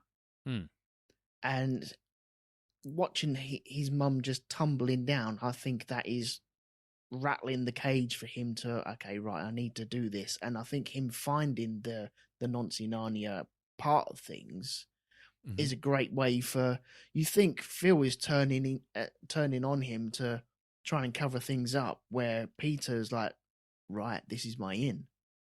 Yeah. Which, I get that you guys think that the pacing is really glacial up until that point, but I think it is laying so many little stones all the way down, which are a solid groundwork for what comes once Peter and Phil start interacting properly. And I personally I thought that Phil saw himself in Peter and that he'd become Bronco Henry. Yeah. And that was that nurturing thing, and then he saw him taking on, oh wait, you can see the dog in the mountains? Brilliant. You saw that straight away? Yeah, I did. That's an amazing scene. Because then he realizes, well, hang on, this kid has really got it. A quick question, quick diversion. Did anyone actually see the dog? Yeah. I saw the dog. Yeah, I saw the dog. Cool. I didn't. Then you will not bear the glance of our man Bumblesnitch Cumblebart. Binkleworth Crumsdork isn't going to be happy with you, mate. Anyhow, tinfoil hat theory time, just to throw in. Go for it, Jim. Did Peter kill his dad? Interesting. Oh, yeah, because it was a suicide, wasn't it? It was a suicide. Oh, was it? Yeah. And the other thing is, it's already shown that Peter's pretty psychopathic, because the whole thing with the rabbit. Both rabbits. Both rabbits, yeah. It's like like one minute it's like, oh, there's a rabbit, isn't he lovely? Oh, isn't he sweet? It's lovely. Next thing you see, it's pinned out and fucking being dissected on his desk, and it's like, and the kid's got no sort of emotional attachment to those creatures whatsoever. No empathy there, is there? No. But then again, when the second rabbit, it breaks its leg, he shows empathy to it then. Well, no, he doesn't. He only does it because Phil says best put it out of the misery, and then he expects the kid not to do anything, and the kid just does. I know, but there's the stroking of it, and oh, you lovely little thing, and No, he was playing him. Because he knew full well that Phil expects, oh, this kid won't be able to kill a rabbit. It's kind of, little do you know, fucko. Right. Okay. Yeah. He broke its neck with a nice Chianti and some father beans. Yeah. But okay, so what about the Kirsten Dunst sort of alcoholic subplot? I personally think that's all about pressure and applying pressure, and the way that George acts.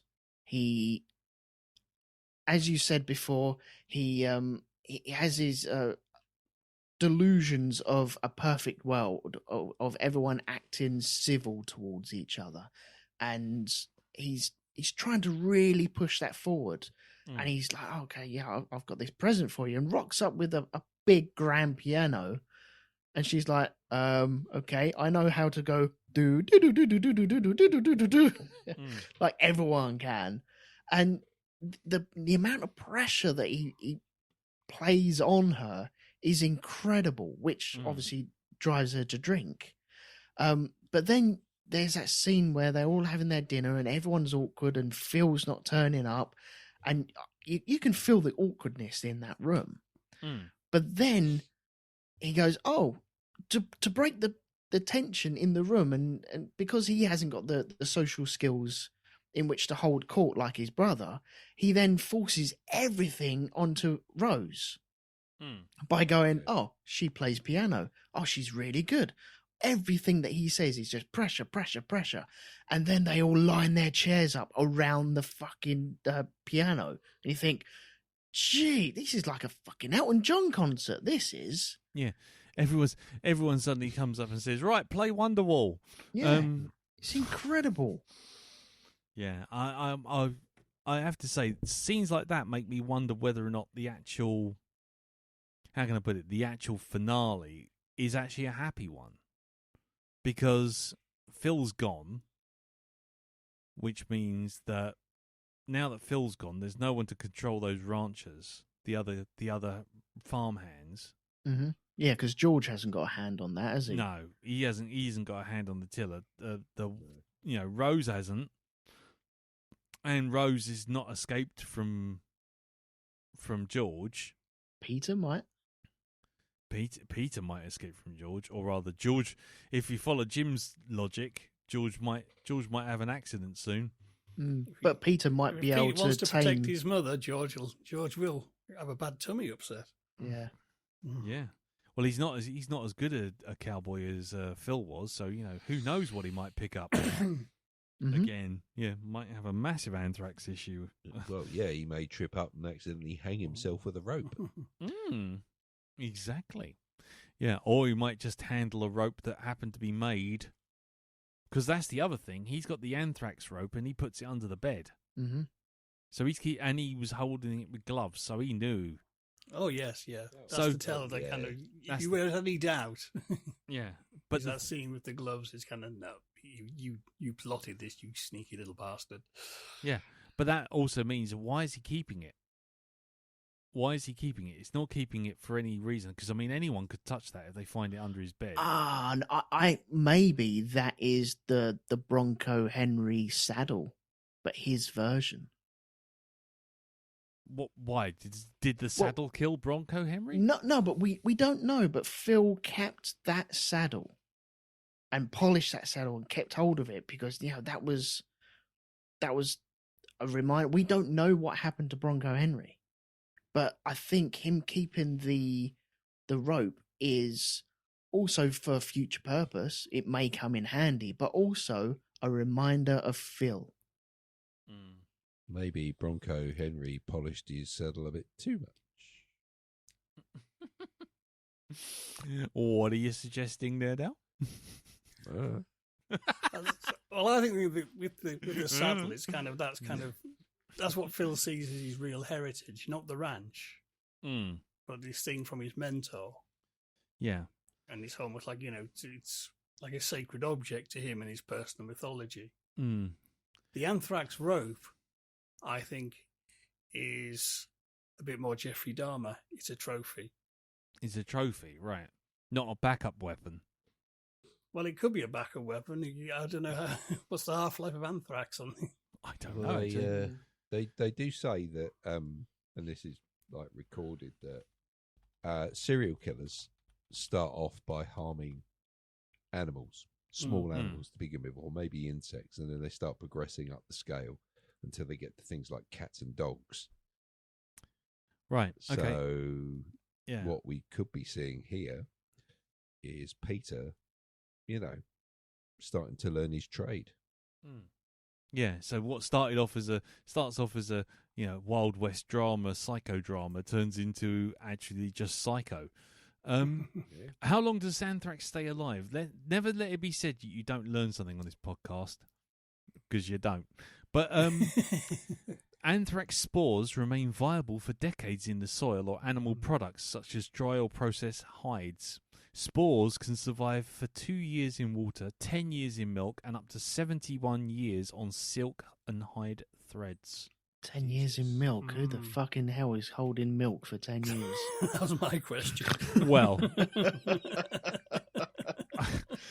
Milk doesn't that's hold not milk, milk. for 10 years. that's Yeah. not milk, that's cheese at that point. Yeah. After 10 years, you can probably have a chat with it. It probably declares its own independence and goes Yeah. wandering off to find its own fortune. I mean, I had a yogurt I left in the fridge a week, and that growled at me when I threw it out. Yes. Sorry. Anyway, I was just gonna say, I reckon. I was just gonna ask a question. Do we actually think that anything actually happened with Bronco? What's his name? Bronco Frank or whatever his name is. But because Bronco Henry, because the one thing I kept coming back to, and the one thing I kept wondering was whether or not you can take it two ways. If you have Phrasing. hold on a second. Phrasing. Yeah. Take it two ways. But the thing was, it's like you either have it as sort of like a poor analogy for being gay is when something bad happens to you. Essentially, Bronco Henry, diddled young, sort of diddled young Binky Dork Crumsworth, and then you're sort of like, oh no, Benedictus Cumberpatch. Yeah, Benedictus Cumberbatch. Bimble stripped his candlestick. But or you have that he was gay, but what awoken it was the fact that they had that story about having to survive in the weather, snowstorm. in the snowstorm, and nothing ever actually happened, and Phil was just holding a torch for him that never happened. Yeah. In which, go on. In which, well, the way that it's shot with the caressing of the saddle, and also the caressing of the rope is kind of bookmarking both ends of his story. Yeah, but what I'm trying to say is it Bronco Chuff Hammocks coming out and being unrequited, or is it something that happened because of some awful event that happened in the snows of Montana or wherever they were? Well, I think if the story hasn't explicitly told you that this sort of thing has happened, then it's like the dead body. If you don't see the dead body, it didn't happen, or that person's not dead.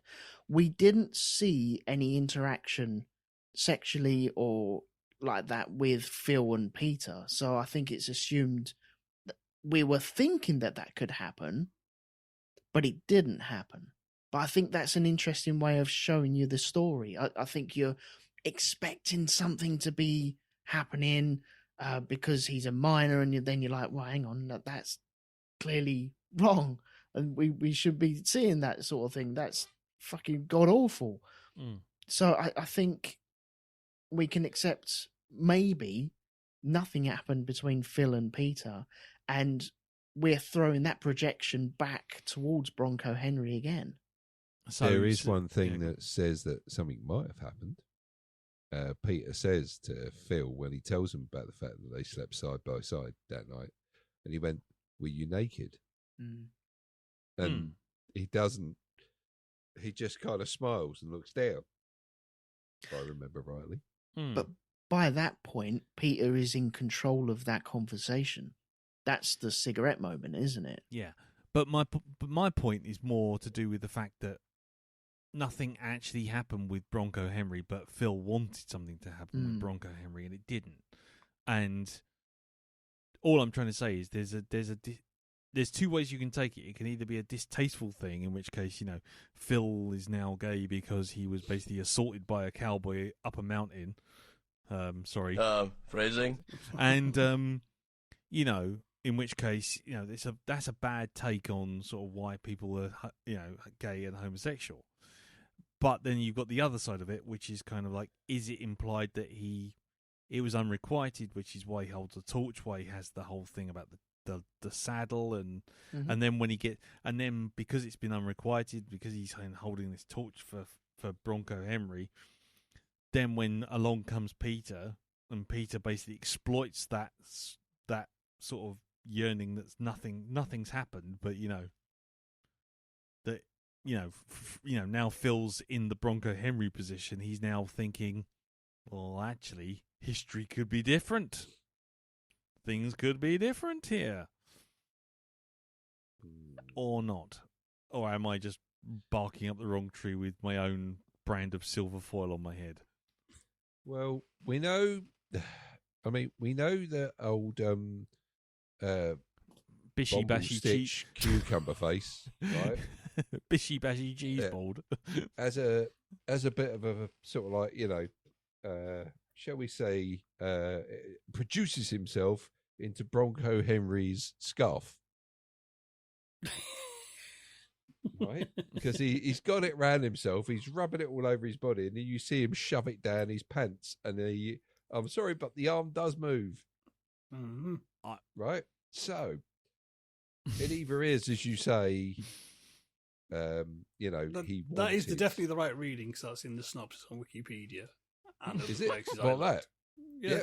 He releases says he himself masturbates into with the Bronco. scarf. There we go. That's not even a phrasing moment. That's just like, he knocked one out into the scarf. Right? Oh, thanks, Wikipedia. Yeah. Thanks for the subtlety. Indeed. Go on. So it might be, as you say, that nothing did happen. And the only one that felt any passion towards the other was Phil towards Bronco Henry. I don't even want to begin to, think about what else could have happened there if it went the other way and he was like, should we say, assaulted by, and maybe he was traumatized so much by that event that it was kind of like the sort of a Stockholm syndrome thing, where instead of seeing him as an attacker, I'm not quite sure how to phrase it. He romanticizes. He idolizes him, and romanticizes. Because he's been. It's like the power dynamic thing. It's, I mean, Jim, it's the power of the dog, because Bronco saw the dog and Peter saw the dog. But so what is the significance of that? Three-legged dog is America. Well, it is in America, so. So go on in. Well, no, I think the thing is, it's the idea of.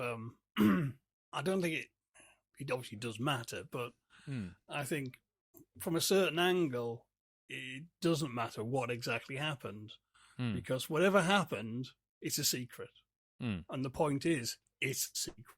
And it's like, what happens on the trail stays on the trail. What happens on the dog stays on the dog. What happens on the BH blanket stays on the BH blanket. What happens in Nonsinania happens in Nonsinania. But that was another thing I did look up. I mean, according to most readings, it's like those magazines are Bronco Henrys, but I did wonder whether they were Phil's. Oh yeah, and a bit of both. Yeah, I'm surprised they actually opened up when Pete started flicking through them. They did have a bit of a cardboard vibe, if I'm honest. They did. Oh look, this page always falls open, and these ones don't open at all. I didn't know paper was this thick. Why do you keep a 2x4 in your shed? Oh, it's not a 2x4. That's a scarf.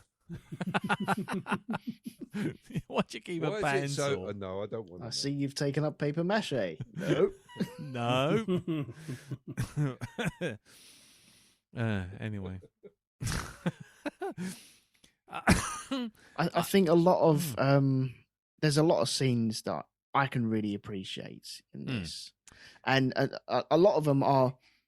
Phil has a certain way of walking as well. He just has this dominance walk that he has, which is a completely the opposite scale of Peter's one, where he's a bit flamboyant and tripping over himself, a bit gangly as well.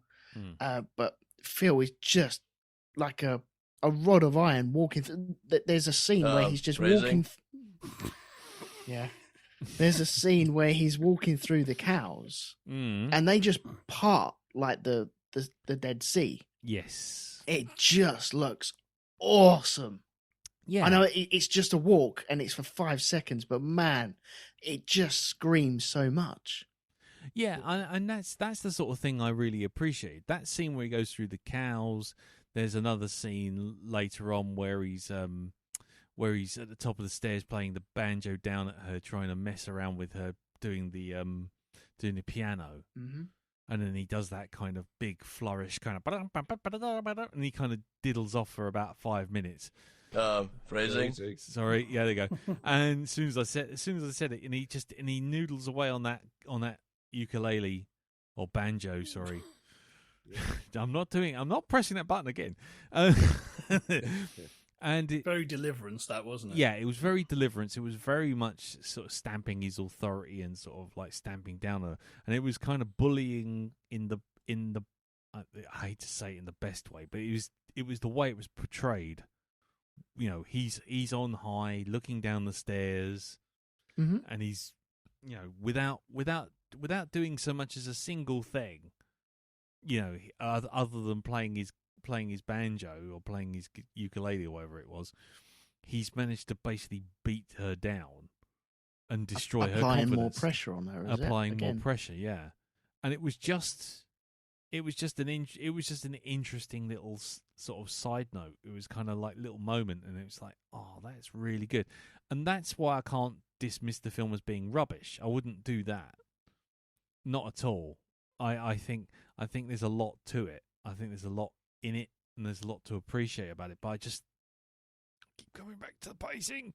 Do you know, there's something else about Phil I noticed. I think he's got abandonment issues as well. Yeah. Definitely, yes, yeah. And I think it might very well stem from Bronco Henry. Which is why he now kind of, you know, Bronco Henry dies, leaves him there, literally, you know. And then it's that kind of, what do they call it when you automatically transfer your feelings from one person to another without any time in between them leaving? What the hell do they call that? Transference. Yeah. I think it is. I think that he's had that with his brother in the way that, you know, he obviously loves his brother, even though he doesn't show it. Well, he shows it in the way of being quite harsh to him, you know? And so when his brother starts going off and disappearing for times, you see him, he's like waiting up, like it's, you know, like somebody would, you know, somebody who's a little bit concerned, maybe a bit jealous, would wait up for a partner who'd gone out to the pub, you know, and they couldn't sleep because it's like, well, what have you been doing while you've been out? Why are you back so late? That's what that reminded me of. Yeah, I mean, I was going to say about the whole thing of him getting jealous because Rose has appeared. You know, initially it's like, oh, she's a liability to the business and all this kind of thing. But to me, it was kind of like, I was kind of, that was another one of those moments where I was kind of thinking, oh, why is he getting that upset about the whole thing? I mean, you know, if she was, you know, some kind of, you know, plotting gold digger kind of character who's going to nick the business out from under him, then, you know, okay. Well, that's the way he sees her, though. And that is the way he sees her. But she's so ineffectual and weak from the get-go. She No, just wants security because, you know, she's basically in the middle of goddamn nowhere. Her husband's died. She's sort of almost semi a pariah, and the world don't like unmarried women at that time. Yeah. Which is why she'll marry George, even though he's kind of a wet fish. But you know what I mean? It's kind of, that's, she got security again. Like, fuck for that. But she's also got nothing to do and nobody to talk to. Yeah, which when she's on that tray of drinks, she's standing there like she's a maid. Well, I think she reverts back to that being a maid. There's a moment where she goes down looking for something to do downstairs in the kitchen.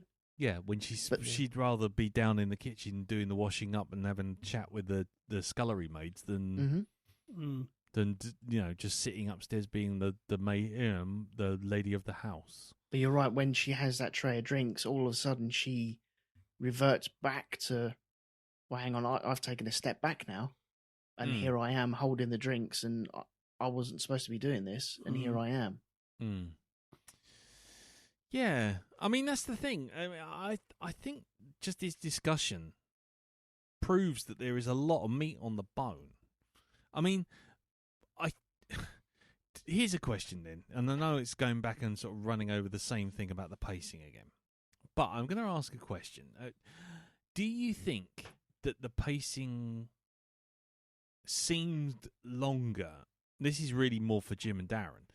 Seemed longer because once old sort of like Bandicoot Crumplezone gets anthrax, it's over and done with relatively rapidly. I mean, he literally just goes, he has a cigarette in a barn with Peter. Next thing, it's like everyone's going, "Where's Phil?" And it's like, he's in bed. And then next thing you see, it's like, "Where is Phil?" "Oh, he's in a coffin." It's like, dude, fucking what? A film that spent like 20 minutes lovingly staring at a mountain looking for a shadow of a dog suddenly goes, "Oh, he's dead. He got anthrax and died." When? And then you got the doctor going, "Oh, I've never seen shakes and convulsions like it. Terrible way to go." And you're thinking, really? Where? When? Well, I think that's all shown way before, because he gets into a suit that you've never seen him wear. That is clearly him going off to die. But what I'm saying is, I mean, I hate to say it, but you got a 2 hour plus movie, and the key scenes, which is basically, Peter giving him the anthrax infected hide, him sticking his hand, which has got a cut in the water, him being in the, him having that conversation about Bronco up the mountain. Yes, I'm not going to press the button. Just accept it happened. And then next thing you know, he's in bed. Next thing you know, he's in the car. Next thing you know, he's in a coffin. Next thing you know, the film's ended. That was my problem with it, because it kind of, it seemed to go, skip the end, done. And it's like, what the fuck, what? I put 2 hours into this. It's kind of, I said at the start, basic storytelling here. And I mean, for me, it kind of just felt like it needed a couple more scenes. It didn't need a lot, but you needed to see that spark hit the powder keg, even if it was even if it was a long shot and very quiet and tastefully done. But you needed. It missed the drama it was building up to. Yes, and I get that it's trying to do this thing sort of realistically, blah blah blah, and sort of underplaying it. But I think in the final, not in the last act, but literally in the last couple of scenes, it really badly undercooks it. It's kind of, I wanted my steak rare. I didn't want it still mooing. Fuck's sake. What about you, Dal? Because the thing is, and I was thinking about this morning, because I was trying to describe the movie to Mum. I was sitting in the kitchen just having a cup of tea with her while just waiting for something to render, and I'm sort of sitting there trying to explain the film, and it kind of dawned on me that part of my problem with the whole pacing thing was because it was so slow that the finale doesn't go that slow. Instead of drawing it out in the same way as it draws out absolutely everything else, it just goes da da da da da da bang, and just wraps it up. It's like 1 minute you're watching Lord of the Rings, all 3 movies, and then you suddenly watch the last 2 seconds of Frodo just throwing it in the ring and it cuts the credits. Mhm. It's just like, what? No. It's just, and then suddenly you feel the weight of the distance between the start and that point, because everything else, because it's suddenly like, oh, we can do this stuff really quickly. So I was just throwing it to you, Dal. I mean, would you, if his play out, if his death had gone slower, if his infection had taken longer and it had been as equally paced as the rest of it, do you think the rest of the film would have felt slower or faster, or wouldn't have felt as long if everything kind of chugged at the same pace?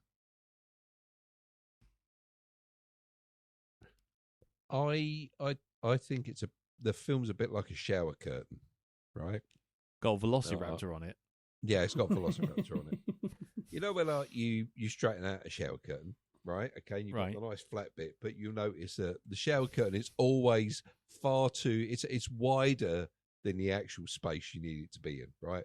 So you've got the bits that are bunched up at the end.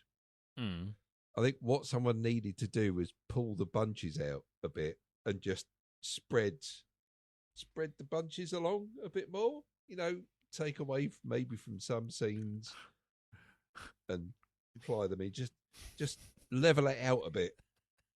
And off. That is a brilliant analogy. There you go. That is perfect. I was going to say that's the most tortured metaphor I think I've ever heard on this podcast. But that's why it's perfect for the movie. But it is the movie, right? All movies are shower curtains, right? And it depends on where you put the wrinkles. Are you going to bunch them all at the end? Yeah. Are you going to bunch them all at the end? Or are you going to spread them out a bit so that they're not so wrinkly? You know, phrasing. I can Phrasing. hear a Nobel. Again. Yeah. I can hear the Nobel Peace Prize coming towards Darren now. Thank you. Come on. I think I need it after all those shit jokes from earlier on. So, you know. The Nobel Prize for cinema. Myself again. Nobel Prize for cinema criticism goes to Darren Barnard for the shower curtain of linear storytelling. Yeah, do you know what? I'm gonna actually release a book about how to criticize film, and all it's going to be is when they open it, it's just going to be a shower curtain dropped there. With the beginning and end written on either end, and just how you get those crimpled together. Yeah, exactly. So where are your wrinkles? Are they all bunched at one end, maybe bunched in the middle, or or do you spread it out a bit? Phrasing. Exactly. Do you spread them?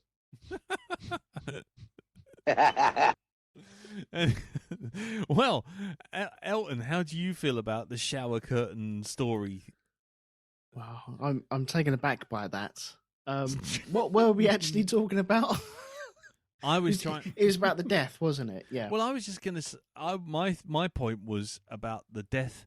The death being so rapid throws a sharp contrast to the pace of the rest of the film. So the rest of the film suddenly feels longer because the other bit goes so quick. Okay, I think this has shades of No Country.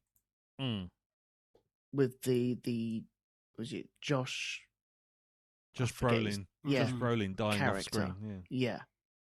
Whereas I flipping love that, and I think there is a little bit of pacing because it is such a slow burn all the way up until this point where he's off to hospital. Then it's like, right, he's gone, and then here he is in the coffin and having his neck shaved, and you're like, wow, that was rapid. But it doesn't really. That's not what came before. If it was 15 minutes, 20 minutes of, okay, he's in hospital. I don't know how they would do it, but it is too quick. It felt too quick. It's too Poochie died on his way back to the home world kind of thing.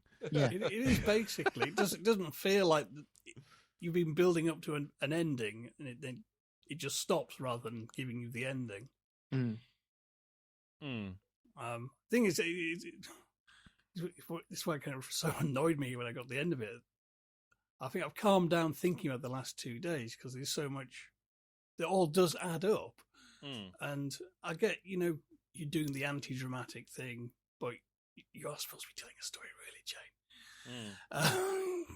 But it doesn't. I don't think it would need a lot. I think it needs just a couple more scenes in the right places, and you can be a bleak as fuck.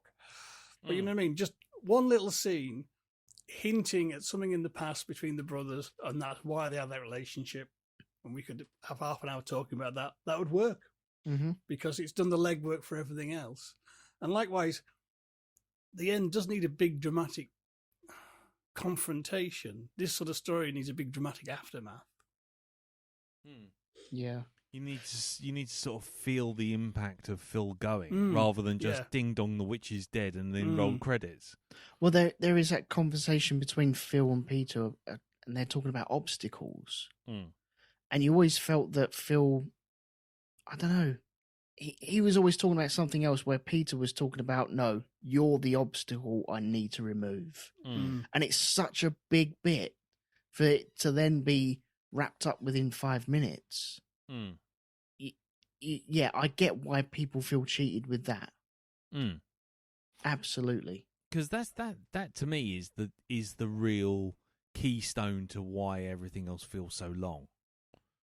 That using Darren's shower curtain theory, which I mean, credit where it's due. There's a little bit of meat on that idea. I mean, it's it has literally just taken the entire shower curtain, laid it out flat, and then the last 1 foot of the shower curtain bunched it up into a tiny little ball. Well, it's when you pull the shower curtain around. It starts off all concertinas at the end of the bath, doesn't it? And then you pull it across up to the shower end, and it's all smooth. But at the far end, where you don't visit, that's all still crumpled up there, isn't it? Fucking hell, you got a big old bath there, fucking Lord Fauntleroy. I pull the shower. I have to run to the other end of my bath. Yes. I was going to say, I pull the shower curtain, it just wraps around and goes off the other side, and I end up with another gap on the other end, which sprays water all over the place. I have a very weird setup of pulleys and pistons to pull my shower curtain along. A complex array of levers and pulleys. Right. Of course, you got to watch out how you spread out your shower curtain, because the whole rail could just come down. Especially if it's one of those ones that have got the sticky bits on the end. You're twisting it, pulling it out. Phrasing? Yeah. Take your sticky bits and twist them. It's like resistance training. It's pushing against itself. I'm not pressing it again. You only get one in a minute. You never get what? two. Come on. Oh, fuck it. Phrasing? There you go. There you go. Get a double bubble. Right. Anyway, Elton, I mean, we're going to wrap it up soon. Have you got anything additional you'd like to bring to the table? Because we've really spent the last sort of 60-odd minutes kicking it. No, I think I've defended, or tried to defend it as much as I can. I don't think these discussions aren't here to turn people's minds on things. No. I think you can have a discussion and then realise, do you know what? Yeah. You can have your own turn of mind. I'm not here to change anyone else's mind on this. And I think it does warrant a second watch. Now you know the whole story and what's going on. Watching it unfold, the timing doesn't seem as bad going through it. The end with Phil dying and all that lot, that does seem a bit of a crumple zone. But the rest of it is, I think it's so proud of myself. I really am. A well-told story all the way going through. Down in history. You are definitely going down in history as the man who invented fucking. I'll tell you what, I'm going to be listening with interest to the next couple of Commode and Mayo podcasts. You watch, all right? I'm thinking, give it a couple of weeks. He'll think he's safe, and he'll mention it. He'll mention the shower curtain. Yeah, we know it. We know and then it's you'll coming. know where it came from, ladies and gentlemen. Yeah, that's it. Right. Cool. I mean, yeah, I think you're right, Elton. I don't think you have to worry about anyone being, fucked off with it or anything like that. I think it's a well-made film. It's a well-done film. Mhm. It's just there's things that stop it from being as epic as it could be. Right. That's just my opinion, anyway. I think watching it a second time may well do the thing that happened with me with No Country for Old Men. The first time I watched that, I was just like, "What? He died off fucking screen? What?" Yeah. And the geezer with the Nana Muscuri hairstyle ran away. What? So yeah. So yeah, I mean, I might well actually give it another spin just now I know what's coming. Pardon the phrasing. Yeah. Stop it. Stop it. I think there is so much in there, though. Yeah. I mean, there could be. I mean, there is. I mean, clearly from what we've been talking about, there's plenty in there. There's plenty in there to chew over. It's just how it's delivered. But then again, you're gone. Thank you, Jim. I hadn't thought about this. Peter actually killing his father as well, so that's just added another little bit in there as well. Mm.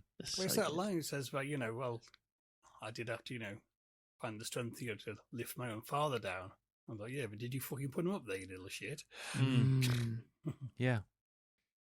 So he's definitely got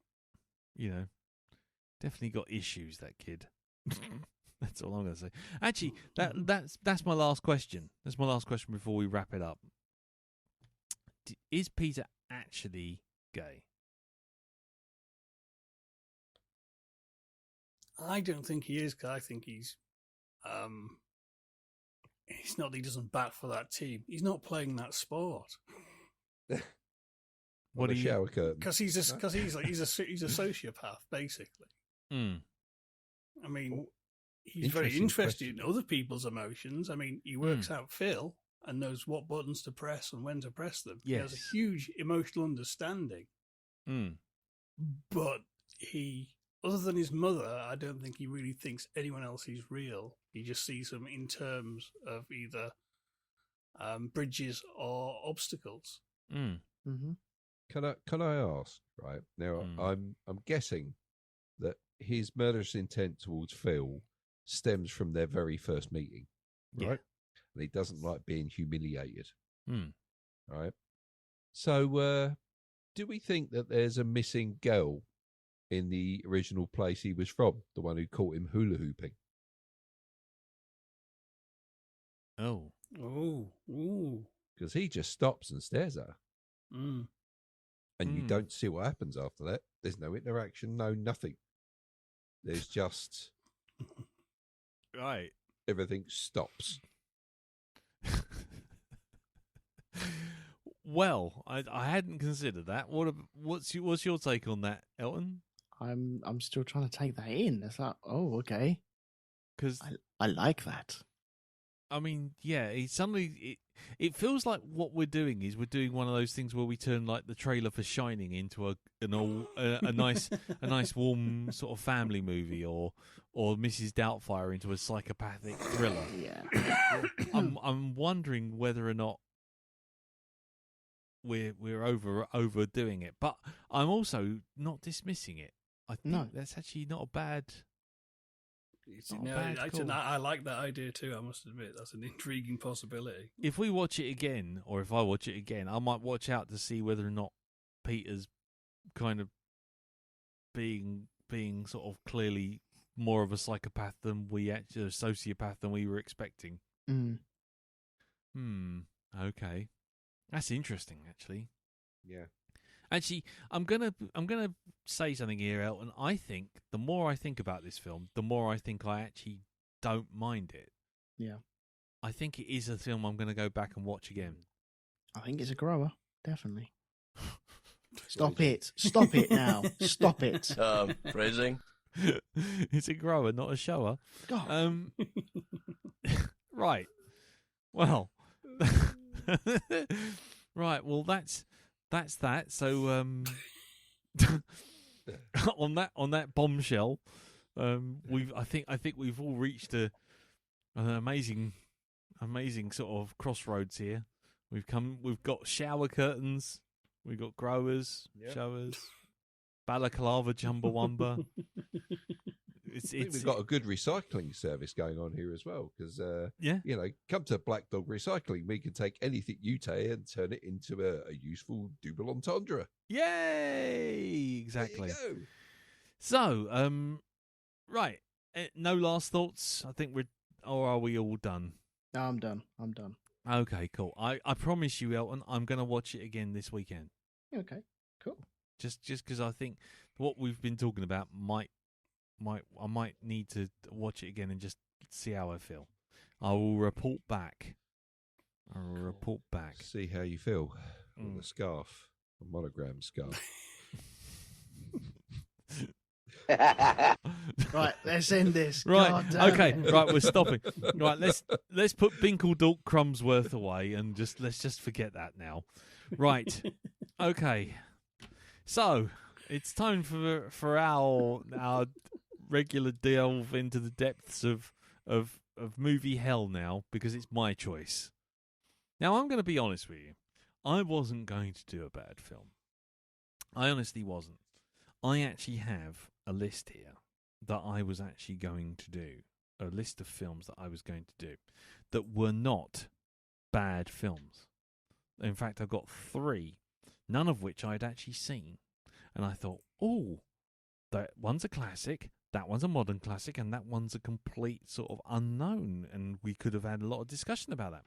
However, on the Black Dog Podcast Facebook group, the Sultan of Shit, the Shit Finder General, Mr. Christopher Johnston, threw me a YouTube video link. And after a couple of quick glances at it, there is just simply no way I can ignore this. It's meant to be. You can all blame Chris Johnson for this now. I'm taking no responsibility for it other than it piquing my interest and being clearly one of the most awful things that's ever existed on celluloid. I am talking about 1988's movie Space Mutiny. A full movie starring, and I kid you not, the name Blast McHardcheese. It's a name to conjure with, isn't it? It is indeed a name to conjure with. Space Mutiny with Blast McHardcheese. Blast Hard cheese. Is that not another name for Benedict Cumberbatch? It could be. That, It Blast could be. hard cheese. I don't have it on my list. I didn't get to say Bandicoot Crumple Zone or Bing or Barry Norman Clapperboard, but you know, which is a shame. I was saving that up, a bumper car cleaning product. But anyway, yeah. So Space Mutiny. It's not. What's his name? McHardcheese. It's actually a guy called Reb Brown, who's an American football player, apparently. Okay. I think he's playing Blast McHardcheese. But we'll find out. We'll find out. You know what? Yeah, why not? Yeah, why not? It's on YouTube, ladies and gentlemen. It's going to be shit, and it's going to be a massive contrast. And we are going to. This is the penance we pay for getting an Oscar-winning movie. So I'm trying to also surreptitiously blame Elton for this as well. You was pissed off with me, and so you thought, do you know what? This was shit. I'm going to throw one back at him. No, I never thought this was shit. I didn't think Power of the Dog was shit. I just thought it had issues. That doesn't make it a bad movie. It's just not a movie for me. That's different. Mm-hmm. But this Space Mutiny looks dog shit. But it does feature Reb Brown and Cameron Mitchell, whoever the rest of them are. And Sound like cast of Neighbours. probably are. Yes. So I tell you what, I'm going to put the banner up on the Facebook group, and you can gauge the quality from there. I think is probably the best way of putting it, and we'll see how it goes. It is on YouTube. The link will be on the Facebook group at the top so that you can watch it. You know, it is a classic, apparently. There's nowhere to hide from the enemy. Allegedly. Yeah, no, allegedly. There's nowhere to hide from the enemy within, apparently. B-movie enema. Right. There you go. It's in there. Space Mutiny. Has anyone seen this movie before? No. Nope. Elton? Never even heard of it. No. I'll be honest with you, I'd never even heard of it either. But it does have a spectacular IMDb score. Would you like to know the IMDb score? Out of 10. From 7,300 votes. Is it baked potato? It's 2. 2. 2. I wish it had been, Put your helmet on. We'll be reaching speeds of 3. but unfortunately it's 2, and it does appear to have space disco babes dancing in a warehouse. This is going to be awful, but it'll be hilariously awful, or it'll just be so bad that we'll all give up on it and just talk about our favourite movies instead. We'll see. We'll see how bad it gets. Yes, Elton? No, Sounded like you were gonna say something. no. What? Just Go on. no. Just what? Go on. What? What are you going to say? I'm really looking forward to this. Are you? Mm-hmm. Okay. Darren, are you looking forward to this? You know, yeah, okay. I'll take that as a no then. Jim, are you I'll looking I'll forward take to that under fucking advisement. That's what I'll be doing. Take it. I'll be taking it with a bunch of pills. Right. Jim, what about you? Are you looking forward to this cinematic masterpiece of sci-fi bollocks? Yeah. Well, you know, it's kind of the 80s were an interesting time for low budget films. Clearly. Clearly. And it's got Cameron Mitchell in, who I'm familiar with from his being deified by Red Letter Media. So that's must be a thumbs up. Well, goes without saying. Exactly. Goes without saying. All right then. Well, brilliant. I think that's all that needs to be said. We're going to watch the classic Space Mutiny. A classic in inverted commas. Black Dog Podcast does not endorse this as a classic. And we'll move on to Pimp's Corner. So, Jim, what's going on at hypnagoria.com? This week on Hypnagoria, I've just dropped a new episode in the history of Universal horror. We've reached the 1950s, and Universal is taking horror from Gothic castles and into outer space. Outer space. With films like It Came from Outer Space. Yes. It, Terror from Beyond Space. Space. And space. And more space. Yeah, exactly. And bits of sick. Yeah. Right, as you like to use subtext, I call them cowards. Anyway. Right, cool. Excellent. And that's over at hypnagoria.com. It is indeed. Lovely. And what about you, Elton? What's happening over at rogue2media.com?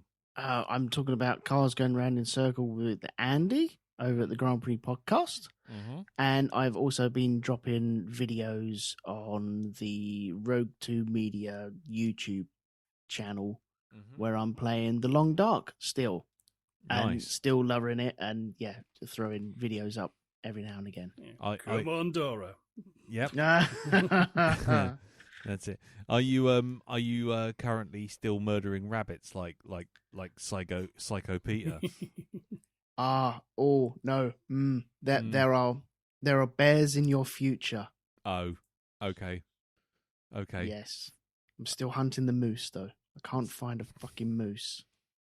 It's all right. You'll find it in the You're still hunting the moose, eh? Yeah. Legend had it. I could just go down to phrasing. Welling. But, yeah, I was going to say Bieber's nightclub, innit? yeah. That's Anyway. right, the venue. Right, cool. And on that note, Darren, anything you want to tout, promote, whiffle on about? Nah. Brilliant. Lovely. Okay, then. Well, that's it. I've got nothing else apart from this. I've literally got nothing.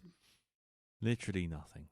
Right. So, there you go. Well, thank you very much for listening. Thank you, Jim. Thank you, Darren. Thank you, Elton. No problem. Thank you all, ladies and gentlemen, for listening. Thank you, Chris Johnson, for the movie suggestion. I'm sure everyone's going to thank you for that. And until next week, take care, and we'll see you all soon. Tatty bye. Bye-bye. Bye-bye. Ta-da. Timing.